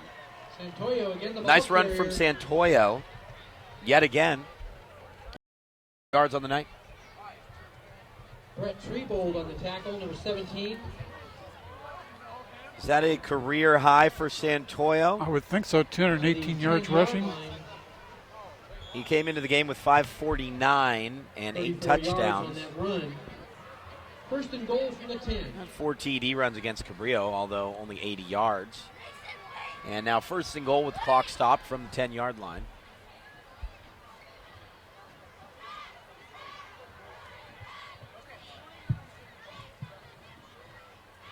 Why not give it to him again? It's actually Jack Cameron. They really blitzed him pretty well. They read that play. Yeah, a nice run blitz, good old-fashioned run blitz. Brett Herron on the tackle. The 5'11 junior, one of the team leaders, at least in regards to defensive line. far as tackles. Second and goal from the 13. Now 28-3 Oxnard over Rio Mesa. They've rediscovered their running game after their struggles in the second half last week against Ventura. Impressive in the first half, though. Here's Santoyo this time. Run blitz again. He breaks through it. Just had one man to beat and was eventually curtailed at the 9. Third and goal from the 9. Alex Sardi down to the 9-yard line. St. Bonaventure's had 5 plays for 20 yards or longer. Third and goal from the 9. This is their third time inside the 10, Derry.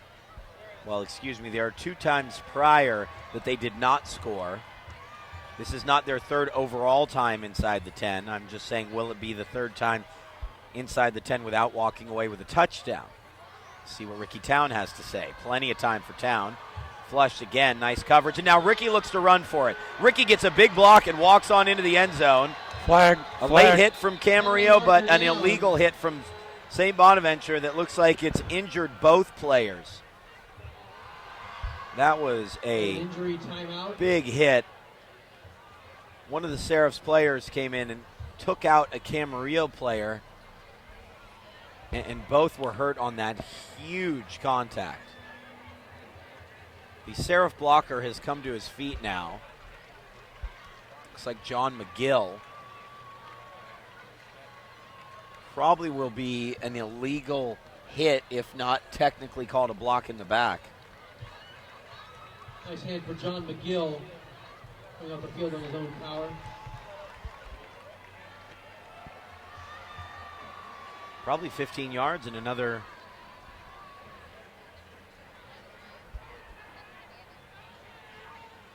third down attempt. 10 yards. Illegal block in the back. Takes the ball back to the 14-yard line. It looked like the block was actually along the side of the player's body and was more of a clean hit to me, but it was a vicious hit. And for that, third and goal now from the 14, and Town will try to do it again. Saw Ricky's mobility there. Remember, he ran for 2 touchdowns against Upland. St. Bonaventure's time passing leader. Blitz from the strong side. Town gets rid of it. Throwing to the corner. Touchdown, Seraphs. Number 2 on the night for Liddell Atkins. What a throw from Ricky Town. Perfectly placed above the coverage. And St. Bonnie's in control, 20-13. They had 2 TDs called back on this drive. Third time the charm for Ricky Town and St. Bonaventure. Town is 7 of 11 for 157 yards. 11 attempts. It's another element we didn't expect coming in. Well, you know, Santorio's just had a great game. Extra point is good. 2:43 remaining in the third quarter. St. Bonaventure 21, Camarillo 3. He's had an outstanding game. More than 200 yards.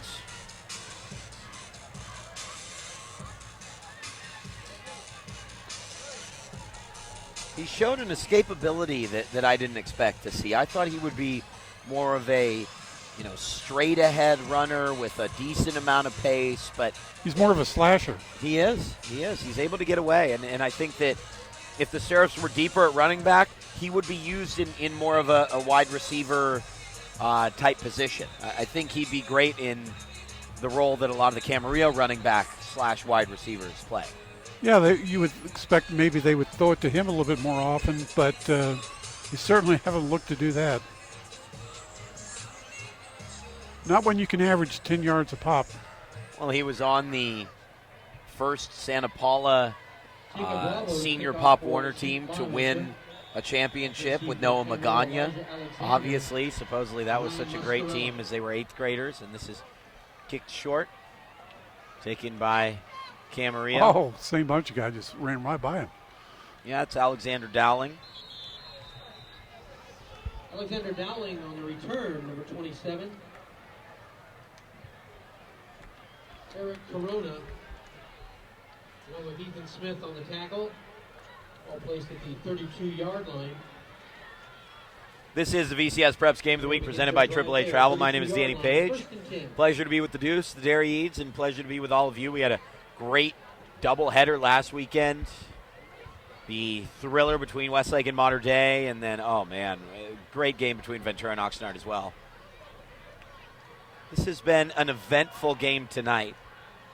The scoreboard may not reflect that at 21-3. Isaiah Otis, the ball carrier. Feels weird, though. Only one game this week. Next week, I really can't wait for the contest in front of us as the Newbury Park Panthers Gain of 3 yards on that run.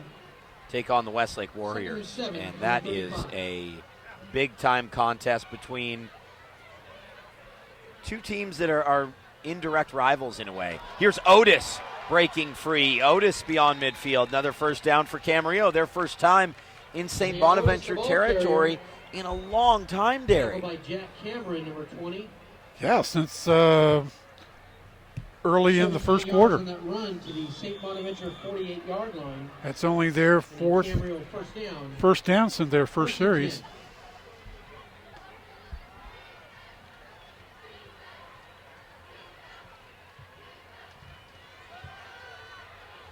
This one complete again. Nico Lima. Lima still going. And another first down for Camarillo. Complete to Nico Lima. At the 2-minute mark. Tackled by Well. Camarillo has a bit of fight left in them in this third quarter. And the Scorps are on the doorstep. 17-yard line, 31 yards on that play. 18 of 24 for 142 yards for Mr. Constantine. First down. First and 10 from the It almost kind of woke them up finally. I think so. I think that they've been waiting for something to just happen. But they had to go out and get it, and that's what they've done. Here's Constantine again. Hernandez complete. Hernandez into the end zone. Touchdown Scorpions, their first TD of the night. A fist bump from Jake Constantine. He's fired up. And it's now 21-9 St. Bonaventure. What a response from the Scorps. It seemed like they went from almost a passive type offense to aggressive. We're going after this sucker, and we're going to try to score.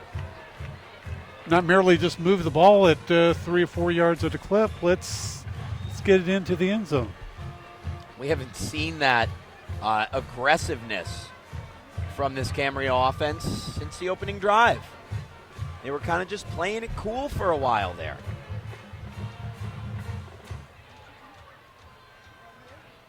Garrett Erickson to attempt the extra point. Here's Garrett Erickson to make it an 11-point game. Almost blocked. Erickson gets it through. Is good. And with 1:28 to go, it is 21-10. Camarillo 10. There's a special hope. Well, St. Bonaventure can't sit back and relax in the lead now because Camarillo's got some fire in their belly. Yeah, a lot more confidence from Jake Constantine. And here's what I have to ask. What ignited this rally, and it hasn't been a rally yet, but what kick-started, that offensive movement? Because really they seem down and out for the most part. Maybe just that third touchdown. And Jake from Camarillo High School. Jack Willard must have said something that kind of got him going. Something clicked.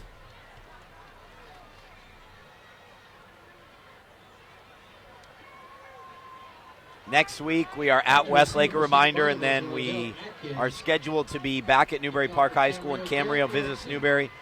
Need I remind you, Deuce, that final game of the season, we talked about Oxnard Pacifica. What about Newbury at Thousand Oaks? That could be a very good one. Oh, man, going to be hard to stay away from that one if it is, in fact, the league championship game. Hey, Wayne is starting to come back, so maybe that's a championship game, too. Look at Alston go. Beyond the 30, what a wedge. And he's finally hauled out of bounds at about the 45.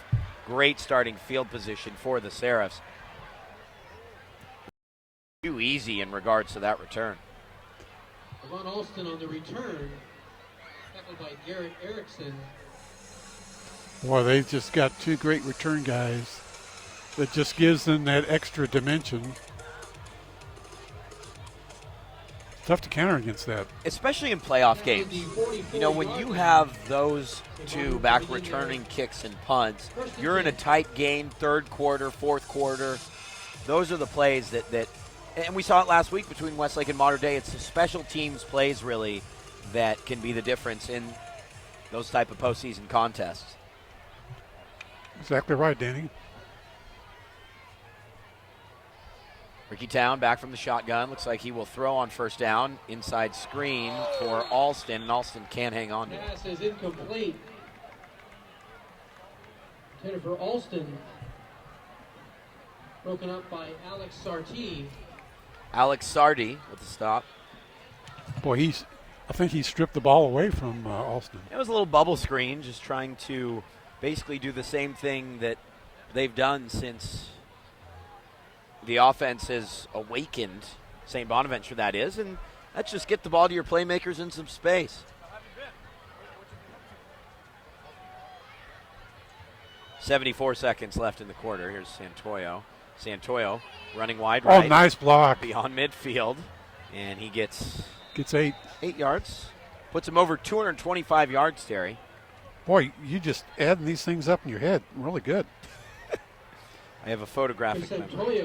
No, that's not what that is. No, you've got to see it first for it to be a photographic memory. I think I have both. I'm a numerical savant, and I also have a photographic memory. How's that? I bow to you. Gain of 8 yards. It's more than I can do. Third down and 2. 3rd and 2. That's why I let my wife do the balancing of the checkbook. Does she do your prep work too before the games? As Ricky Town presses forward for first down and more. Boy, on a QB sneak like that, you can't allow the quarterback to get 10, can you? Nope. We will take a break here in between the third and fourth quarters and rejoin you. Down the 38-yard line.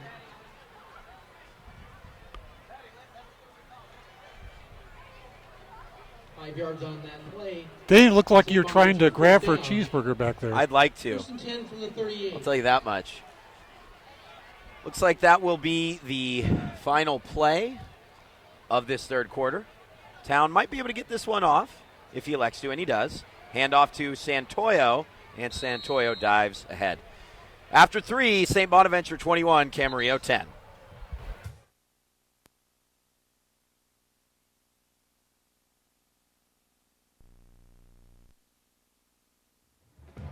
Gain of 4 yards from play. That's the end of the third quarter. St. Bonaventure 21, Camarillo 10.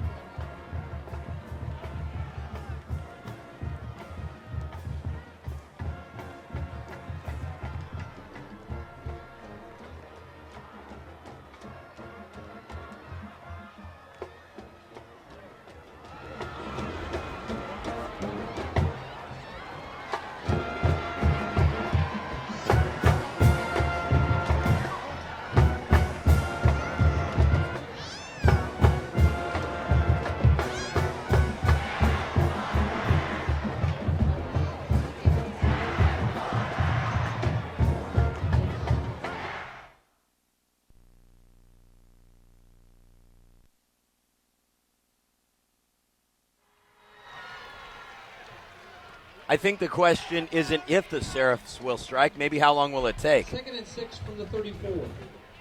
If Camarillo can come up with a stop to start the fourth, it's a whole new ball game. Santoyo, though, picks up a first down. Maybe a little short. Santoyo, the ball carrier. He is just about a half yard short. Thank you, Derry. You're welcome. How many yards does he have now? I would say about 232. 238. 238, I'm sorry. Hold on, let me get the calculator out, tap on the back of my head, and there we go. The start of the fourth quarter on the VCS Preps Game of the Week presented by AAA Travel. My name is Danny Page. With me, the Deuce Derry Eads, McGill, the motion man, and Town thunders ahead. Yes, I said he thundered. Ricky Picks Town, up the ball carrier. a few yards, and that's a first down, Deuce. Is it? Yes, it is. Daniel Morales on the tackle. Good those- call. Good call, Danny. Those two games are 26 pretty yard much line. decided 82 yards and a St. Bonaventure first down. in the Pacific View League. Oxnard 42-3 winner over Rio Mesa. Pacifica 25-3 over Channel Islands. And those two schools will look at a game like tonight and say, we are not playing them this season in regards to Camarillo. League title should come down to November 7th. Here's Town. He fumbles it. It bounces back up to him, and he's tackled for a considerable loss. Went back to throw, and the ball kept on going backwards. That was a crazy play and throw. I think it's the first time we've seen maybe a little moisture in the air in the evenings. I know there's been finally a marine layer working its way in here in the fall. It's been nothing but a long 4 or 5 month summer, and To the 33-yard line. finally it's cooled down a bit. I'm getting a chance to wear my VCS Preps Second down jacket. and 16. Also 6 yards on the play.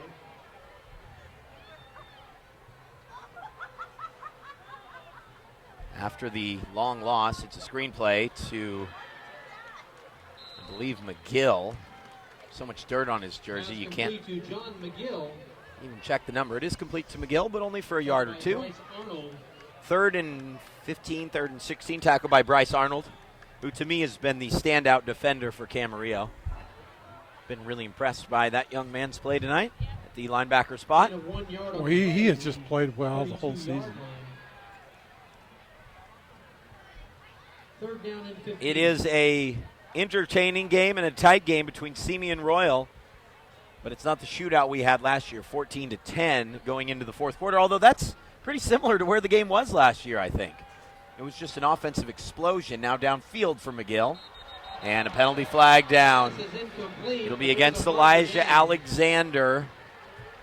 He just interfered with McGill, just barely enough. Well, I just didn't see that as a pass interference. The ball was way over his head. John McGill. Pass interference is called one way or another.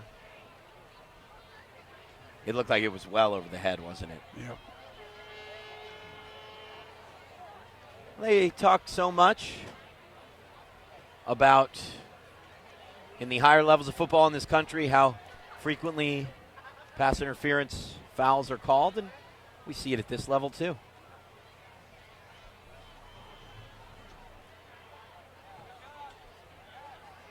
Well, they may be, because this is not an automatic first down. So it's how close is this going to be to a first down? It's going to be about a yard short.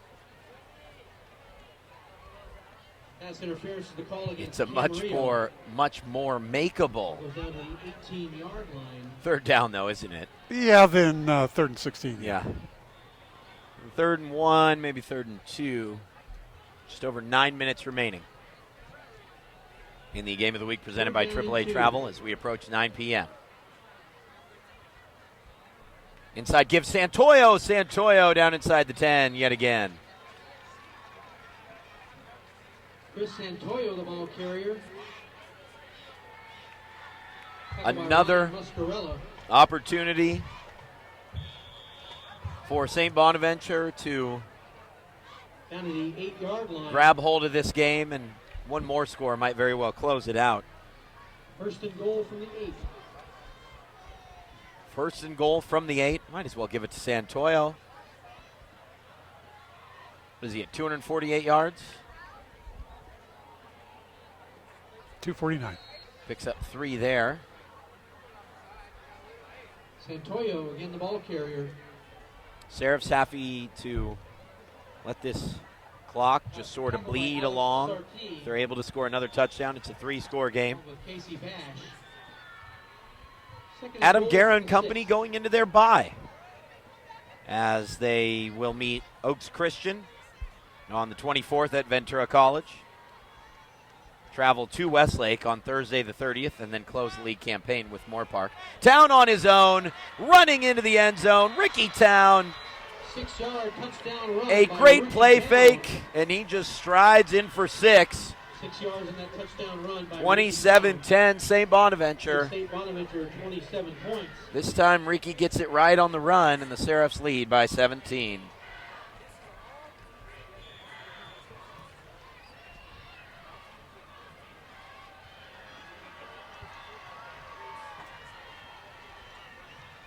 Take a Bravo to take the extra point.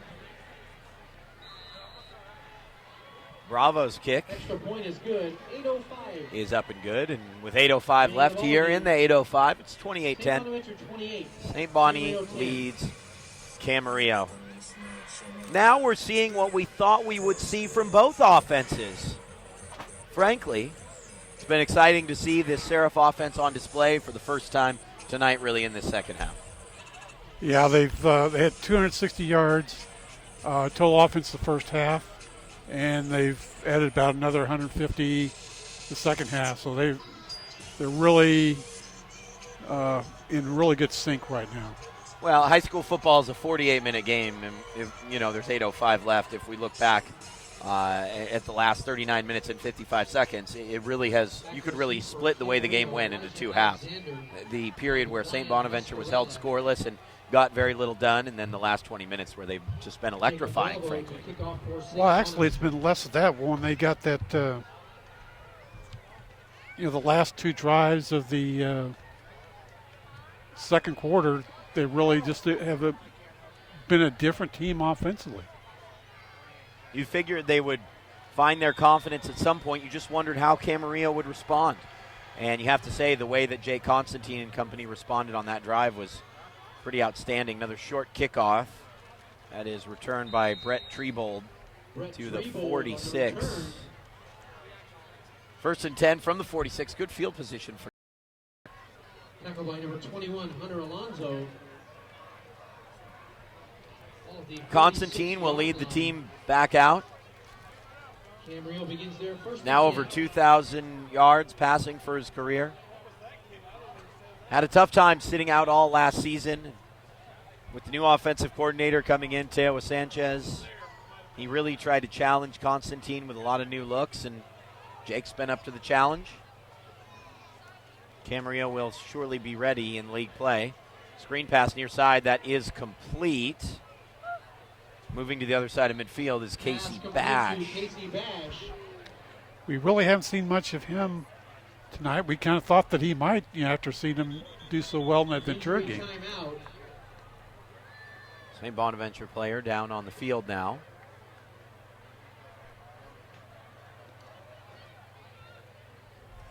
Well, Constantine is now looks like it's going to be his fourth game in a row with that interception. Still early. Well, geez, don't Don't put a negative thing. He's going to be throwing the ball for the next 7 minutes and 40 seconds.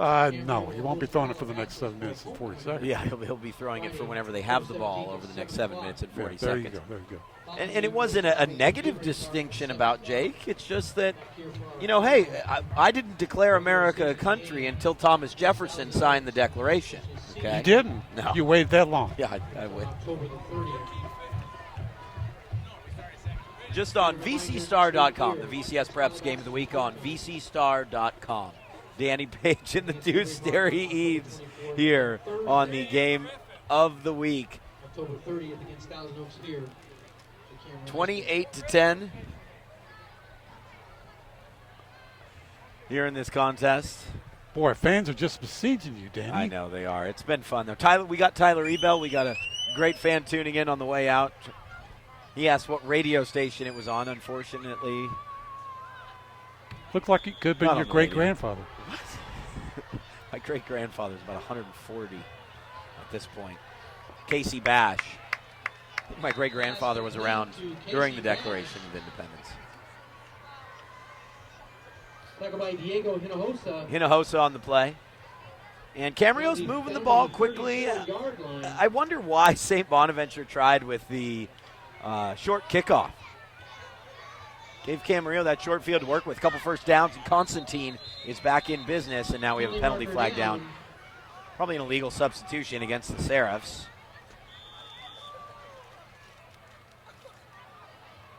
Oh, timeout, St. Bonaventure. Timeout. Just before the St. Bonaventure.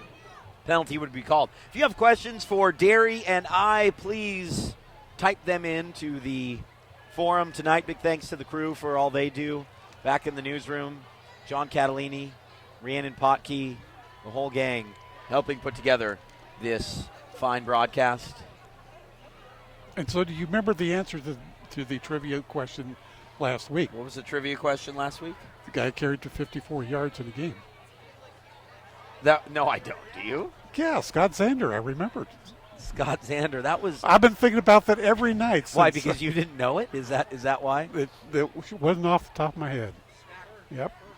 But you were deep in the heart of Texas then. I was in the deep of heart of Texas. You didn't even know what Camarillo was. No, I didn't. Or Ventura. I knew what Southern California is about. I'd been there. So. You had been to Southern California. I've been to El Paso. I've been to the airport. Nothing. Wow.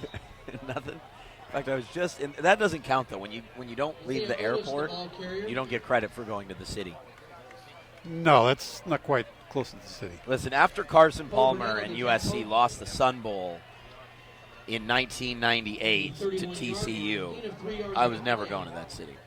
Hey, the last time USC went to the Sun Bowl, they had a big rift in the locker room after the game. Better times ahead for the Trojans. Here's Otis, especially with Ricky Town leading the way. You know, that's one thing that Adam Guerra, again, I told you, he's a USC alum. That's one thing he and Ricky talk about is they chat about Trojan football regularly, and UCLA is kind of the up team right now. Some would say, I never would, but UCLA is higher in the rankings. So people give Ricky a hard time sometimes, and his coach, Adam Guerra, says it's always interesting chatting with Rick because he sees him as the future of USC football, and he may very well be. There's a handoff to Otis, and Otis will be short of the sticks, 4th and 2. Suppose you could kick the field goal here, make it a 2-touchdown game. You're going to need a field goal at some point. I don't think they'll go for field goal. Go for the first down. I'd kick the field goal. No. You need a field goal and 2 touchdowns. Why not take the field goal now? Well, it's going to be a 43-yard field goal. That as well is true. Otis motions out to an awkward position on the sideline. Constantine. Short. Looks like he comes up short. His forward progress was stopped. They blew the play dead a little early. Speaking of USC, Nico Lima went in with the old Bush push. Tried to shove him forward. This is a very, very generous spot, and the referees will measure with 5:01 to play. No, he did not make the first down. But they're measuring since it's 4th down. It does appear that he is short and would just about close out this contest in any chance of a Camarillo comeback.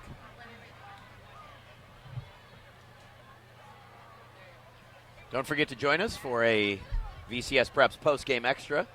You can catch that tomorrow. Derry and I, on camera no less. Short of the first down. Here we are. Here's a preview of what you'll be so fortunate to see is our fine faces. Yes, the Deuce and I bringing you the post-game extra. We'll see you on the Ventura County Star website tomorrow. Just a preview of what's to come. Spotted at the 25-yard line. I can tell you're excited. I am. Of course, we'll have full highlights of this contest. I'll be up in Ojai tomorrow looking at the Ojai Art Festival. Really? Sounds like fun. St. Bonaventure takes over with 41 minutes and 59 seconds lapsed in this game. Town to throw downfield. Alston on the hitch and go. Alston would have ended this game immediately. No, they still would have played, Danny. Come on. Oh, I know you're putting your hand to your head. What do I even say to that? You know, because I can't sit here and explain myself. If I were you, I'd have the same problem. Oh, man. 2nd and 10 now. I think on first down they tried to go for it all and make it to end the game. Yes, Terry would have kept playing, but score-wise it was probably over. Here's a penalty flag on St. Bonaventure after the little toss on the end around. Goes to Liddell Atkins. Liddell Atkins, the ball carrier. Holding. Holding is the call against St. Bonaventure. Sorry to interrupt you there. No, you're fine. I think that St. Bonaventure's plan was, all right, let's throw the ball downfield. Let's see if we can add another touchdown, and now they'll look to just run the football and salt this game away. 10-yard penalty back to the 15-yard line. We bid farewell to one of the many guests we've seen tonight, Tyler Ebell with Tyler Jr. as they make their way out of the venue. First time I've seen his son. Looks like a future Cougar star in the making. Looks like he's about 2. Doesn't matter. The number 2 for Tyler Ebell. There you go. He'll be playing JV football in like 12 years, Derry. Here's Santoyo left side. Santoyo up to the 30. He has a first down and more. And Santoyo's run out of bounds beyond the 45 as he closes in on 300 yards now. Pushed out of bounds by Brett Trebold. 284. Not half bad for Santoyo. Career night for him. He came into the game, as I said, with 549 yards. He's picked up about 55% of that on this evening alone. Should cross 1,000 when the Seraphs return to action, either against Oaks Christian or Westlake. Boy, Oaks at home, Westlake on the road in the first 6 days of league play. Another flag. Delay a game against St. Bonaventure. 5-yard penalty. Ventura and Buena both in the driver's seat in the Channel League. Ventura 44-7. They lead in the fourth quarter.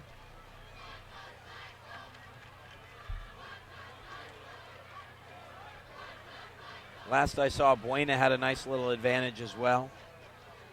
We'll update you on that one as soon as we can. A couple yards gained.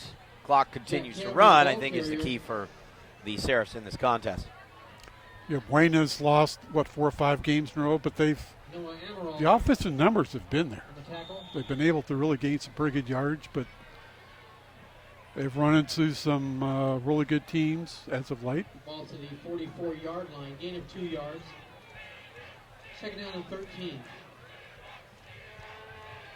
It's crazy to think that team we saw that really seemed to have it all together in the opening game just went on a horrible run. Backward pass to Vines. He called an incomplete pass. Or did he make the catch and then fall to the ground? Well, even if it's incomplete, it's a backward pass, and so it would be a fumble. So I think it was more of a lateral. Yep. But they're calling it an incomplete pass. Loss of 5 yards. Keeps the clock running. 3rd and long now. 3rd down and 17. Will the Seraphs throw or do they keep the ball on the ground? I think they're going to throw. Shows what you know. Santoyo, the ball. You never I claimed should have listened to you in the first place. Just you run never the ball. claimed to know a lot. Jonathan Williams on the tackle. It is starting to feel more like fall, isn't it? And I think that's you get ready for the bigger matchups when there's a little chill in the air. At least I do. When it's 95 degrees out at kickoff like last week, not so much. Right. But here we are, and St. Bonaventure always seems to be ready for October. Oops, +5. Going against Camarillo. Still be 4th and 10. I don't think it's a situation where Camarillo can go for it. The call against Camarillo. It's a 5-yard penalty. Just the ball at the 46-yard line. 4th down and 11. 4th and 11 for the Seraphs as they prepare to punt away. 3:25 left.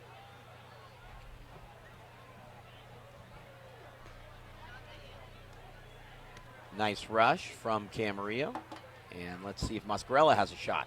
Takes it at the 18 and taken down about 7 yards further downfield.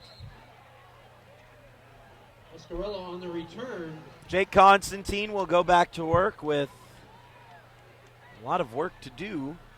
3-score advantage with 3:06 left. Almost Miracle. And just to remind you, the game of the week returns next Friday night as the Newbury Park Panthers enjoy their off week before taking on the Westlake Warriors at Westlake. We talked to Zach Oken last Thursday night. He said his entire program was so excited about that game. As Mascarella with a nice game. Pass complete to Ryan Mascarella. Up to the 45. I don't know why he's not used more in the passing game. Tackled by Jack Cameron. The Westlake staff is really juiced up to play this Newbury Park team as well, I can tell you, and we all hope Malik Henry is back for that game. That is intercepted. The same Bonaventure player didn't know he had it in his hand the entire time. There's a penalty flag down at the 48-yard line. We'll have to look at that one on the video again when I go back home. I think the Seraph player didn't understand the ball was cradled inside his right arm, basically, and he carried that for an interception. Looked like it was sort of pressed between the Seraph player and Christian Hernandez. Yep. He didn't really realize the ball was there. There was a late penalty flag. Officials really talking this one over. Seems pretty academic at this point. Illegal participation against St. Bonaventure. Illegal participation. Yikes. That's a new one. 5-yard penalty. Do you have any explanation for that? Illegal participation? First down and 5. I've never heard of that. Unless they didn't report to the ref or something. I don't know. Seems odd. Now, if you and I were cited for illegal participation, that would make sense.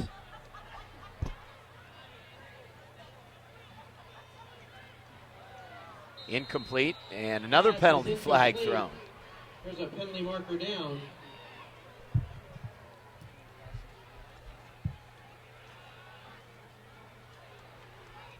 Boy, this game is, the last few minutes is just really kind of like they're playing in mud.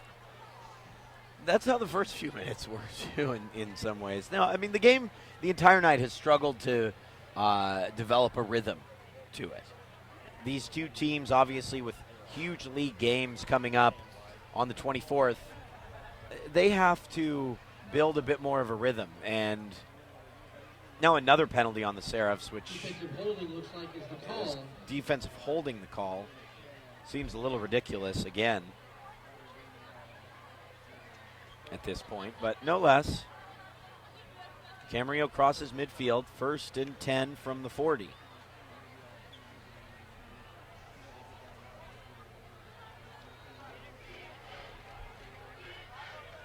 First and 10 from the 40.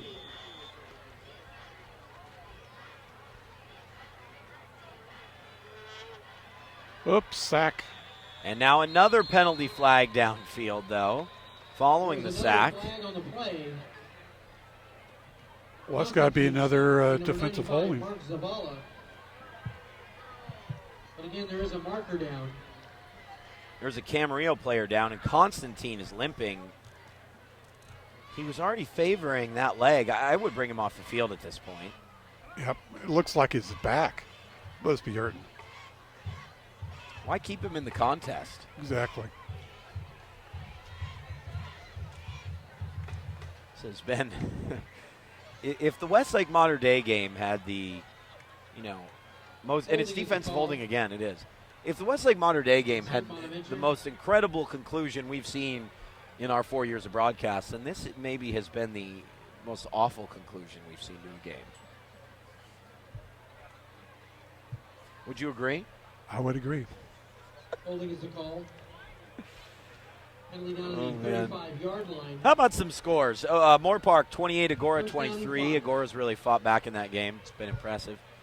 Oaks Christian is 9 points in front of Thousand Oaks early in the fourth as they look to send the Lancers to their first loss. On Constantine throws complete. Hernandez is hit hard, and there's another flag. That's the fourth consecutive penalty. That's got to be a horse collar there. Yeah, or just an illegal hit. Marco Villa with the tackle.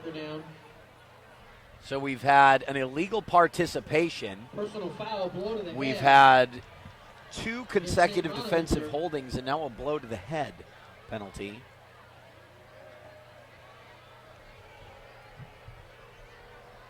I still go back to the illegal participation and say, I thought that should have been an interception.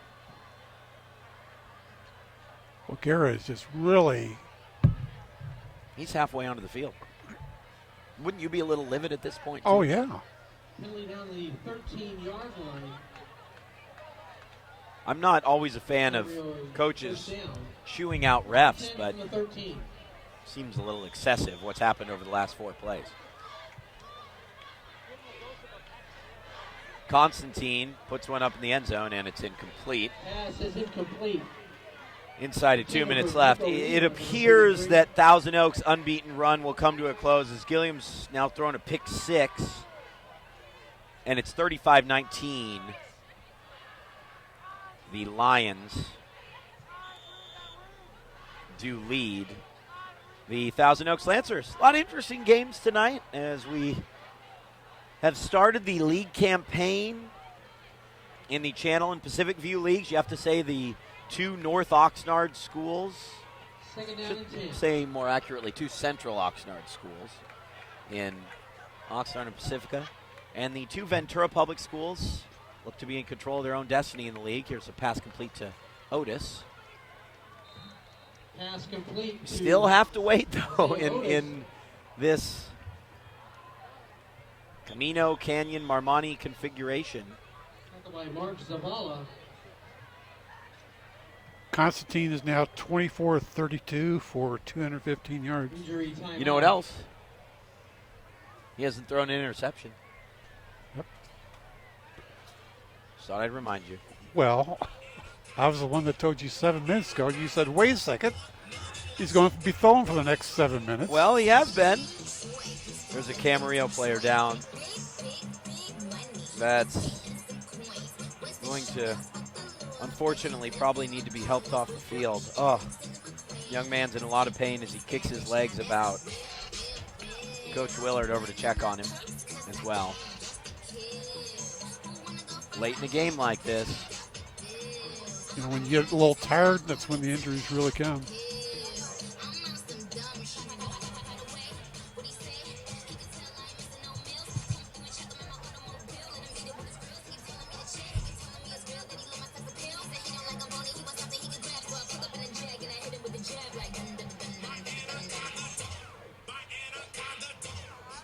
We still don't know the number of the player that's down. But that is really... He is just really in pain. Yeah, exactly. Very unfortunate. And, you know, again, I've been injured in the game of football as well, so I know what it's like. You don't entirely know what's wrong with you either, lying down on the field. Mine was just in practice, okay? And it was a broken leg, but... I had a paper cut once. That's it? That's your response?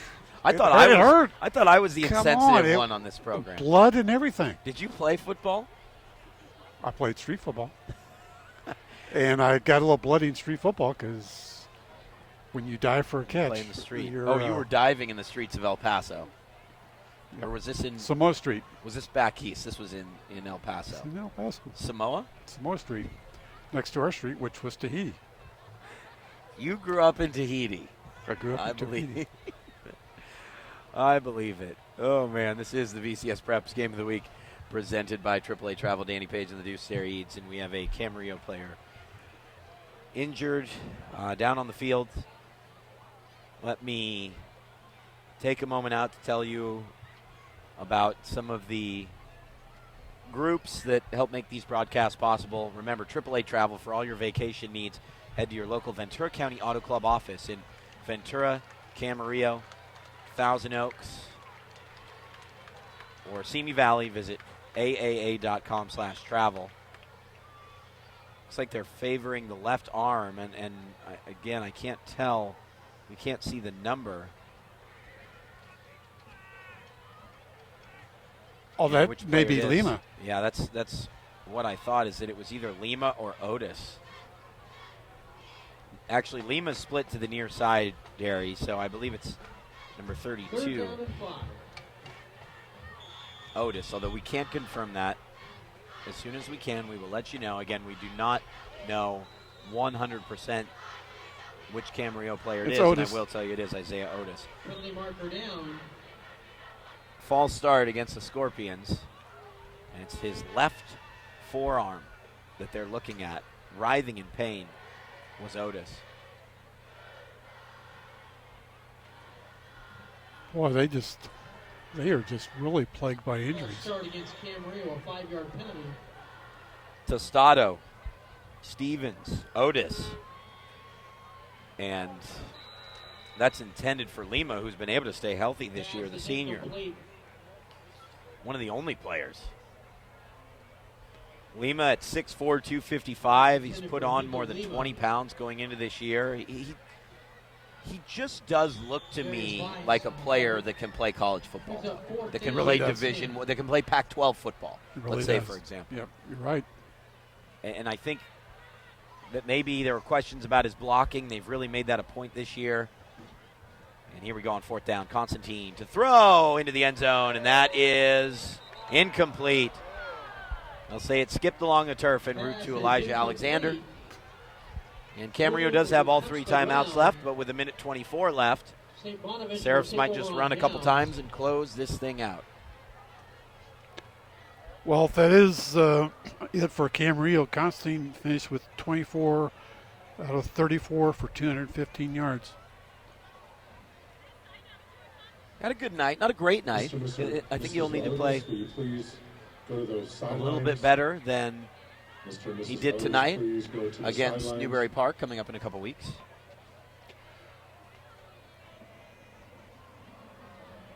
Boy, you know, that one touchdown drive they had, he really looked good. I would have to agree. There was some quick passes and threw it right into the heart of the St. Bonaventure defense. Santoyo carrying. Look at that. No penalty flags.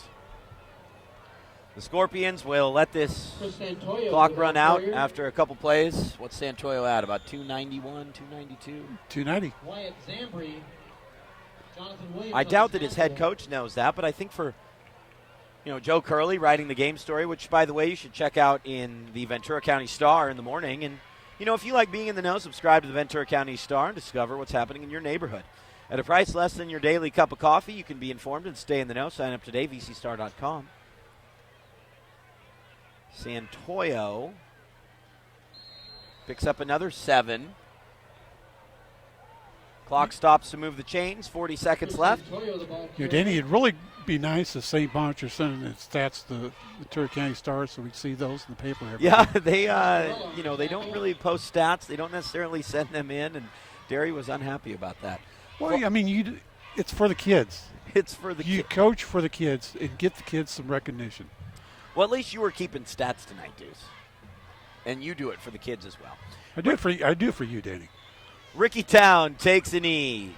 The clock will wind down, and the St. Bonaventure Seraphs will get back above 500. They move to 4-3 on the year.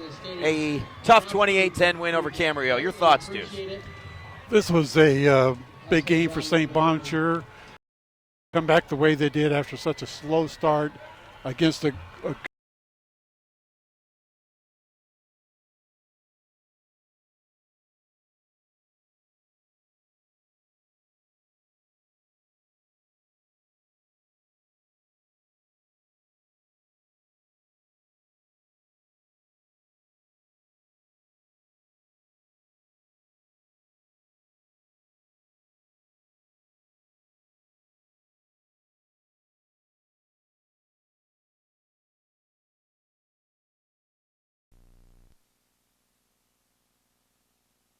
This is Otis to the sideline.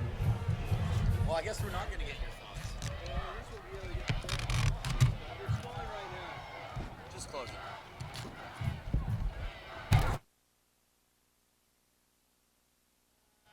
They tried to kick us out a little bit early as power was denied from us. Anyway, Derry, you know why we plugged everything back in when they turned out the lights here at Camarillo? Because I wanted to get your final thoughts.